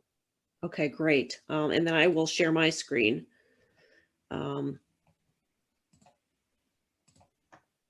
Okay. So hi, I am Dr. Moist. I'm a professor of psychology at St. Francis University, and I'm coming from a background of basically teaching intro to psych, cultural psych, research methods and statistics, and some freshman seminars. And I was really intrigued by this topic of linking misinformation sources and primary sources and critical thinking, because I really try to do this a lot over the past 23 years of my teaching. And I sat down and thought about it, and I thought, well, out of all of the years that I've been teaching and all of the errors and the problems that I've seen even experts make, what are some of the things that even experts do that may be surprising that lead to misinformation? And examples that I came across include lack of fact checking, inventing facts not cited. I'm sure you've all come across these, but I think one of my favorite ones that's easy to explain is in Psych 101, Intro to Psych. Still, a lot of textbooks will tell you that how many neurons does the average human brain have? 100 billion. At some point, a few years back, there was a Brazilian neuroscientist who actually questioned, I'm not finding the citations on where the original source for this was. She decided to actually make some sort of brain soup and count them up. And she determined that on average, it's more like 86 billion. And the initial reaction might be, well, does that really matter? Isn't that close enough? 86, 100 billion. And her response to that links in with Bloom's taxonomy of critical thinking here. If you are looking at, for instance, if you want to emphasize to your freshmen, I want you to really learn how to understand at first at the thinking level. Inferring is one of the learning goals I have for you. Inferring is using evidence and reasons to make conclusions. Right? So one of the pieces of evidence that this Brazilian neuroscientist has made in her book is that, well, since a baboon has 11 billion neurons, that's the difference of a baboon brain. So that makes it kind of clear that it's a lot more of a difference than you might otherwise think. This source that I put down here, Stobaugh's 2019 50 Strategies to Boost Cognitive Engagement with Assignment Examples, I found extremely useful, and I'm going to continue to keep using this in creating an organizational toolkit to kind of help me when I'm stuck with, okay, well, I know how to get them to understand. What do I need to do to move them up the ladder, to apply, to analyze, to evaluate, to create, to the higher order ones? This 50 Strategies book defines each and every one of these cognitive process terms that I have in this chart and gives some great concrete assignment examples that'll make you start thinking, oh, that reminds me of this content that I teach in this course, and here's a way I could tie it in. And it kind of helps you write those learning goals and think about the assignment that would align with it. And so to move into the next slide, I just wanted to point out that sometimes the assignments can tap into multiple expert errors. So the next one I just briefly want to mention is one that taps into these first four: lack of fact checking, facts invented, not cited, but also relying too much on past knowledge, leading to memory distortions, and kind of having a favorite theory syndrome that a lot of scientists are prone to do. So this example here, these are all primary source portals of critical thinking that I have in the notes part here. I have various references for you to think about in relation to each of these, as they, in my mind, they are doorways for teaching students to think about critical thinking. So I'm talking about the medical case study of Phineas Gage in Introduction to Psychology. Briefly, he was a man who had a tamping iron accidentally blown through his skull that went up through his left cheekbone and up through his frontal lobe, and it changed his personality. He's a classic famous case in psychology of brain function. And there's a great, if you look back, Harlow, 1868, was the doctor who wrote the original medical report that details the events leading up to the injury and then his life afterwards. And then Macmillan, who I have a little further down here, this is a little bit of an outdated source, but I still love it because she really does a good job. Macmillan, I think I put it in there somewhere, of talking about all the mistakes. Yeah, Macmillan, an odd kind of fame. She outlines all the most common inaccuracies that you're going to find even in intro psych textbooks. She did a sample of like 90 intro textbooks between 1983 and 1998. And she points out that some of the most inaccurate details are the work before the accident that he did, the details of the changes in his behavior, and his subsequent history, to the degree to which he was unable to work. Now, interestingly, this really relates with this favorite theory idea. Florenz, back in the 1800s, one of the key neuroscientists put forward the aggregate field theory, saying that all parts of the brain are involved in all mental functions. And so physiological texts following this basic theoretical assumption back in the 1800s started the misinformation right from there. And it only got worse by the time it got to the intro psych textbooks in the 1900s.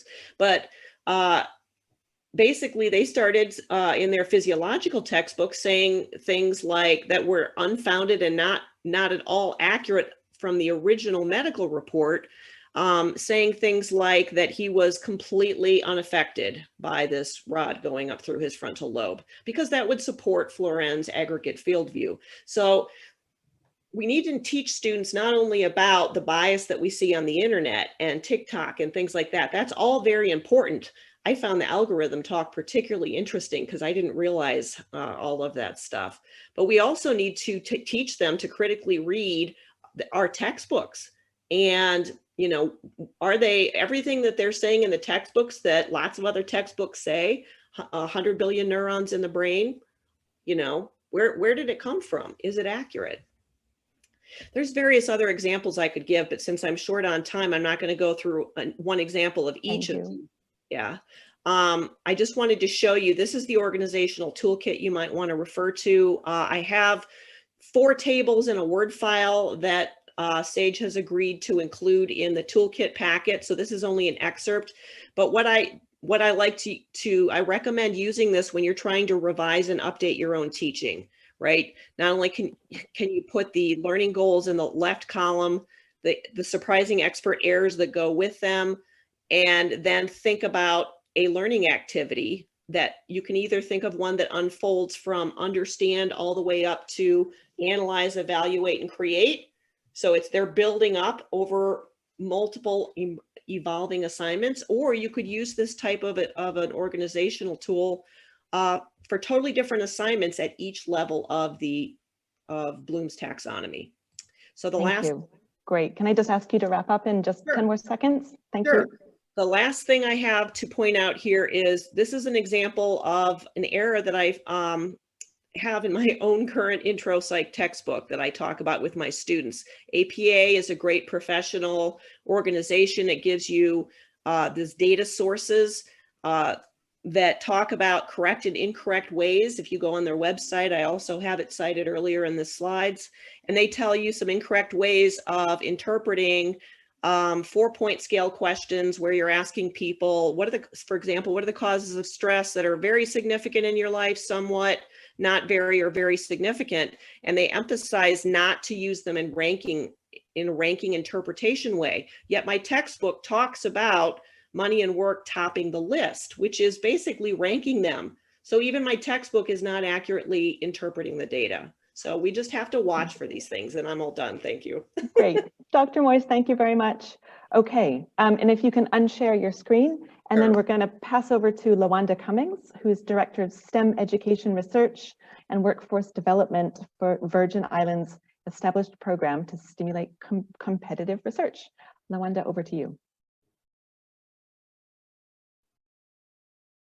Oh, we've got you on mute. Thank you. There you are. Hi, everyone. I'm going to share my screen and be expeditious. I wanted to share some information that really is about some of the work that we're doing here in the U.S. Virgin Islands that is really about how we're trying to build some of the same type of critical thinking beyond the classroom by building community science literacy and extending culturally relevant pedagogy theoretical model from formal to informal learning spaces. And so wanted to start out by just saying we're all kind of in a space of living through 4 different pandemics. This was stated by Lassen Billings in her most recent article in 2020, in which she recommended that we think about, even in educational spaces, ways to approach what we do from a reset perspective, because normal was not necessarily beneficial to all of the individuals that we seek to educate. And we all know about this one, right? The coronavirus. There's also throughout the globe, just multiple incidences around group exclusion and racialized violence. We find ourselves at the precipice of economic disruption based off of all of the lost time and energy around COVID-19, as well as many of the difficulties in regards to what's happening in our environment and the catastrophes there, which we've seen in regards to the floods in Germany, the fires in California. And the picture I'm sharing now are the 2 Category 5 hurricanes that hit the U.S. Virgin Islands in 2017. And so in light of all of this, we find ourselves really having to have some conversations around what is the need for scientific literacy within the community. And it became really apparent with COVID-19. And we want to be in a position to think about this from the perspective of some of the theorists that are writing right now. Serpa talks about the concept of fake news being all over the place, not just in social media, but it's also in some of our major venues of information. And ADVAR says that what we're really dealing with is a COVID-19 infodemic, which is a little bit different, right? This is when we start talking about the rapid and far-reaching spread of both accurate and inaccurate information about a particular disease.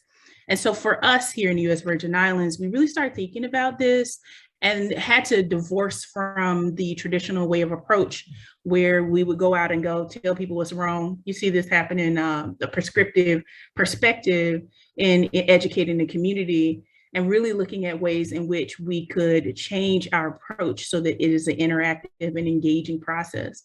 So science literacy in and of itself is important to define because I think in education, especially because most of us are coming from a formal perspective, we think of it as the content in which we teach our students.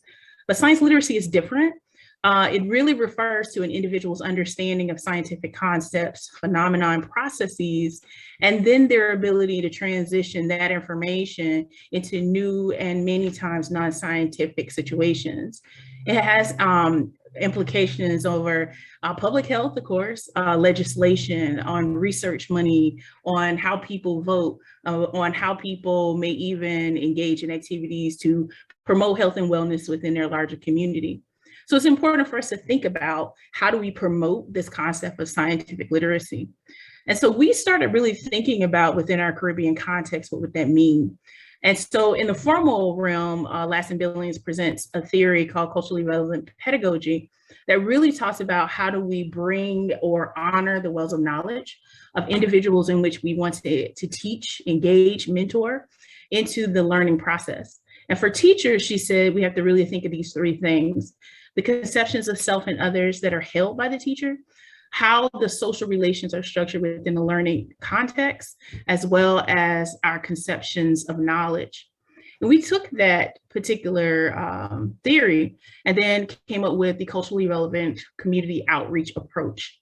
And that really was because we needed to be cognizant of how do we do informal education within the Caribbean context, which is going to be majority Afro-Caribbean, that's going to have a much more insular culture. And sometimes that inside outside means that there is even more distrust in regards to science and science entities. And so we created a parallel that honored these three aspects.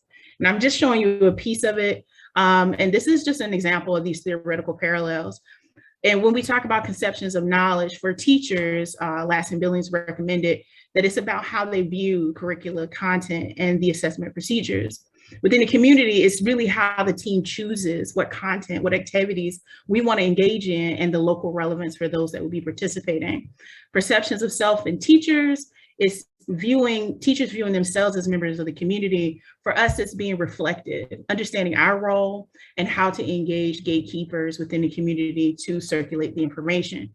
And in social relations, the fluidity of the teacher-student role in the classroom in formal spaces. And for us, it's about empowering our participants to not only be receptors of information, but to be contributors, partners in this conversation and this shift around science literacy, not only for themselves, but for their family and for the community in which they are embedded. And so this had some real implications for us because usually there's a model that you come in. If anyone on here has written a grant, you told NSF what you were going to do, and then there's the shift. And so we really had to do some self-reflection and think about how to become strength-focused in our approach, understand that there are wells of knowledge, that there's value that people bring to the table. We also had to shift to empowering people so that they could engage in this process, so that I'm not the only teacher, I'm not the only science communicator, and giving people agency or supporting agency. We also saw that education theory was important. We need to be able to think about educational theory and learning as something that can go beyond the classroom. And we always work on reflective practice and flexibility, because when you have partners that are the community, it may mean whatever plan you came up with, even if it's based off of the literature, may have to shift so that you're in a position to be responsive and to bring relevance to the work that you're doing with the members of the community that you're focused on. And that concludes my presentation. Fantastic. Thank you so much. And next up, we'll be hearing from Matt Hayes, who is Managing Director of Lean Library. Matt, over to you. Thanks so much, everyone. I'm just going to share my screen.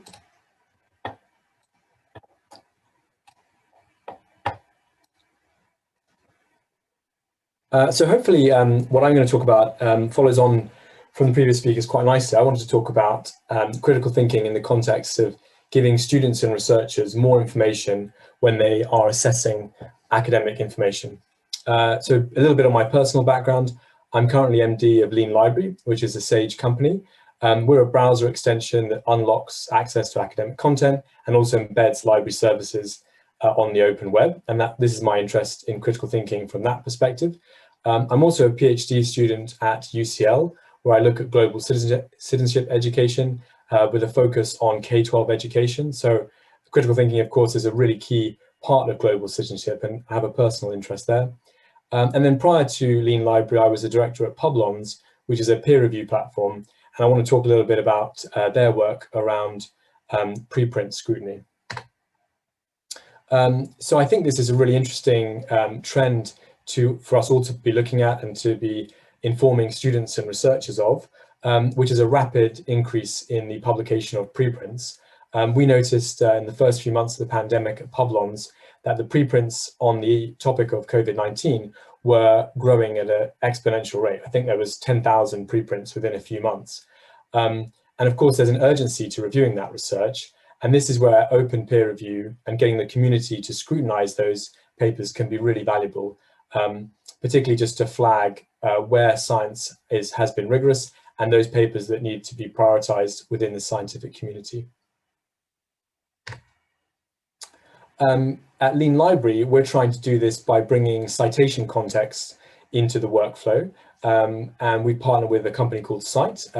They analyze citations to identify whether the citations against a particular academic source are overwhelmingly supporting the assertions or disputing them.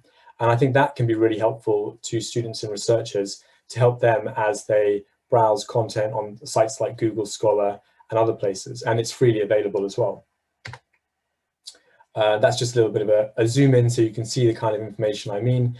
You can also see retracted information in that site data set as well. And I think that's really helpful to get particularly undergraduates and postgraduates that may not be familiar with some of these concepts to think about where academic papers have had to be retracted or have been disputed by the community. And then finally, I wanted to show how we're trying to take all this forward at Lean Library. And if you've got any comments in the chat, it'd be great to hear. What we're trying to do is bring together lots of different sources on context around academic papers and books and other information, and surface that when students and researchers are reviewing that content. The intention here is to give them the tools they need to critically assess those papers, and also to support the library's role in information literacy.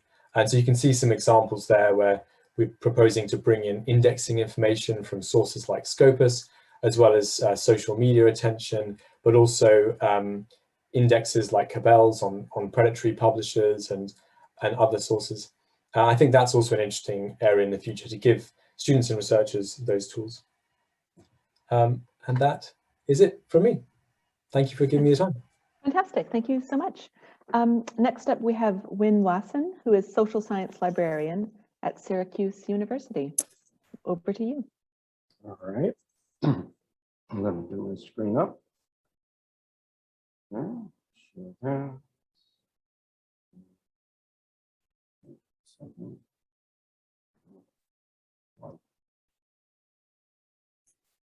All right, so I'm Wynne Wasson. I'm the social science librarian at Syracuse University. And my talk today is about a workshop I taught this past spring entitled The Public and Your Publications, Strategies for Handling the Misappropriation or Misrepresentation of Your Research. So we're seeing an uptick in research across all disciplines being dragged into ideological battles. As it is, the public might not correctly understand the research they hear about because of incomplete or incorrect knowledge of the research process and of analytical methods. But this problem is compounded by individuals and groups with political agendas who mischaracterize or misappropriate legitimate research to further their agendas by misrepresenting claims the research makes and using those claims to bolster the case for a political agenda that, again, the research does not actually support. So these mischaracterizations and misappropriations of research can even escalate into hostility toward researchers who want to correct the record, and these include threats of violence. So this slide here has some examples of some of the situations I just described. So it was with that in mind that I created a workshop to increase awareness of these trends among Syracuse faculty and graduate students, and to give them strategies for preparing and responding to these situations. So I began the workshop by asking the participants about what some common misconceptions are about their fields of study, and then showed a video clip of Dr. Anthony Fauci sparring with Senator Rand Paul during a congressional hearing, and I asked participants to weigh in on the strategies and tactics that Dr. Fauci used. And then I discussed some potential strategies to prepare for and respond to these types of situations, should participants ever encounter them for themselves. So I should mention, before I became a librarian, I taught political science at various community colleges in the Midwest for 6 years. And this gave me a lot of experience in dealing with instigators and ideologically heated comments. So my first recommendation to the participants in the workshop was to utilize the classroom as a space to prepare for potentially more difficult situations. The idea that I had is that the general public will probably have, at most, the understanding of research subject matter that undergraduate students have. I also suggested for preparation strategies and tools we already recommend to researchers to keep current in their field, including bibliometrics, citation alerts, and monitoring social media. When it came to responding to situations as they arise, I highlighted some strategies that worked for me in my political science classroom. So first, I think it's helpful if you can find a grain of truth in the misunderstanding of research so that one can clarify. Second, a researcher can often gain the audience trust by considering respectfully and articulating the social and political context behind the misunderstanding, mischaracterization, or misappropriation. So another one, one can go to the original source and show the audience not just the correct information that might contradict the audience's worldview, but also information from that same source that supports aspects of the audience's worldview. Again, to build trust with the source.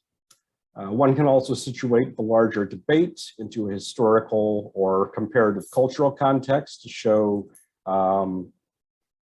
basically analogous debates in other parts of the world or in episodes of the past. And of course, I emphasized at the in the workshop that participants should contact their supervisors and campus administration if they're being harassed. So I thought the workshop was successful, and I'll be teaching it again in this fall and in the spring 2022 semester. That said, I was cognizant before I facilitated the workshop that I was bounded by the limitations of my own experience. So I'm a white male, and when I was deploying some of these strategies in the political science classroom, my students were mostly conservative, and the reception no doubt would have been different with a different instructor or with a change in the composition of the classroom. So in the future, I would very much like to collaborate with other facilitators who can speak to a more diverse array of experiences. So if you have further questions, please feel free to be in contact with me. Thank you. Thank you very much. And finally, we have Stacy Blunt, Associate Professor of Sociology at Fayetteville State University. So Stacy, over to you.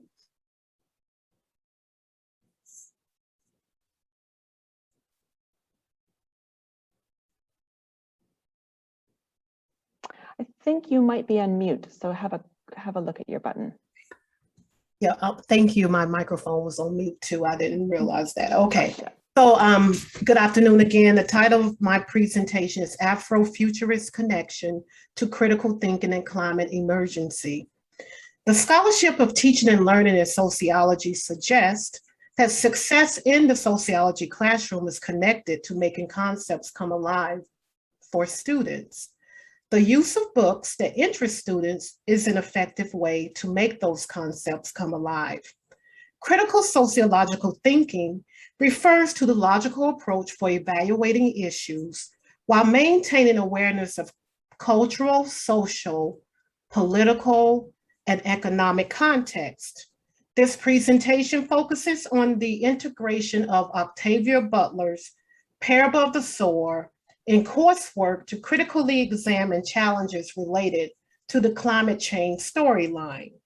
Some of those challenges include environmental decline, emergence of corporate towns, onset of disease, decreased access to education, homelessness, classism, sexism, and racism. C. Wright Mills posited that sociologists could help us understand how our lived experiences are connected to social structures. This concept is called the sociological imagination, and it is the sociological imagination that provides the platform for sociological critical thinking. Myron Strong defines Afrofuturism as a subgenre of science fiction that uses technoculture and science fiction as a lens for understanding the Black experience by placing Black people in fantasy. Specifically, Parable the Sword set between 2024 and 2027, events that occur in the novel, both speculative and historical. In the book, the United States is hit by dire weather conditions produced by climate change. The book was published in 1993, with Ms. Butler predicting many issues affecting present-day USA. Laura Alamina is the main character in the novel, and the story is told from her perspective through diary entries. As an aside, in 2020, the book made the New York Times bestsellers list, predicted by Butler herself in 1988, when she wrote in a notebook, "I write best-selling novels." I developed assignments that provided opportunity for students to analyze and evaluate novel content using sociological concepts and theories. The analysis and evaluation undergird development and refinement of sociological critical thinking skills. Thank you. Wow, fantastic. Thank you so much. That was amazing. I love a conference that brings us and lands us on Octavia Butler. So thank you very much for that, Dr. Blunt. So now we are going to break off into breakout rooms, which will be moderated by Dan and Sarah, just to give us a chance to talk to each other and share some of our learnings and takeaways from the day so far.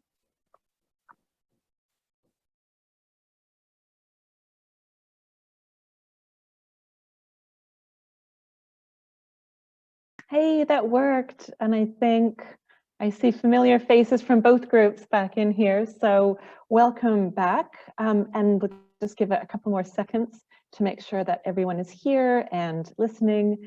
And so back to the chat while we're all waiting, we'd love for you to keep popping in sort of key takeaways. It's fantastic to see the things that have really struck people and the things that people are going to change and actually try and incorporate into their own practice as well. So we're going to gather these all up to share, and as part of the tips and resources toolkit, as well as all the fantastic reading recommendations that have very richly come out of the discussions, as well as the sessions, and a special call out to April Williams for your just amazing syllabus that you gave us. Everybody wants to get their hands on the books that you've recommended. So thank you to everyone for attending this session and setting aside a full afternoon of listening and thinking and processing time. All of you, with your questions and your thoughts and your input, have made this a really fantastic event. I was here last year and even then was impressed with just the rich discussion. And I think once again, what a varied and generous group of people who've come with really sharp questions and a lot of again, really just generous sharing of how they do things themselves. And so all of these are like gifts to the group that so many people can take away. So I hope all of us are leaving inspired to get ready for the fall term with practical ideas and inspiration to take back to your students and patrons. And I want to give a very special thank you to our lightning talk speakers, to our amazing panelists, to Dan, Ross, and Sarah, our librarians, who've done a lot of the work in the background with us at SAGE to bring this and put this together and bring ideas for sessions. And again, have just brought so much heart as well as practical advice and really good hands-on tips to this. And very especially to Dean Freeland for so generously sharing so much of his time and research expertise. And so an email will be sent out in the coming weeks to share a recording of this session, as well as the toolkit with resources and tips and tools, and again, everything that's come up in the chat to help you and your patrons and students think critically. And if there's one thing that I have taken away that I really hope continues to forge the connections that I think we've seen here in this group. It's about getting librarians and faculty talking to each other and leaning on each other and asking each other to be resources and to share and back each other up and come into each other's spaces to teach together and to really present a united front to students on what we all agree are really profoundly complex teaching environments to navigate. So the more allies that you have, look throughout your institution for those allies, reach out and let the conversations that you've had here really inspire you to do that.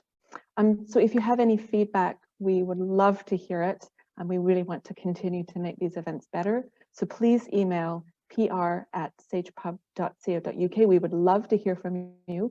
And once again, thank you to everyone for joining us.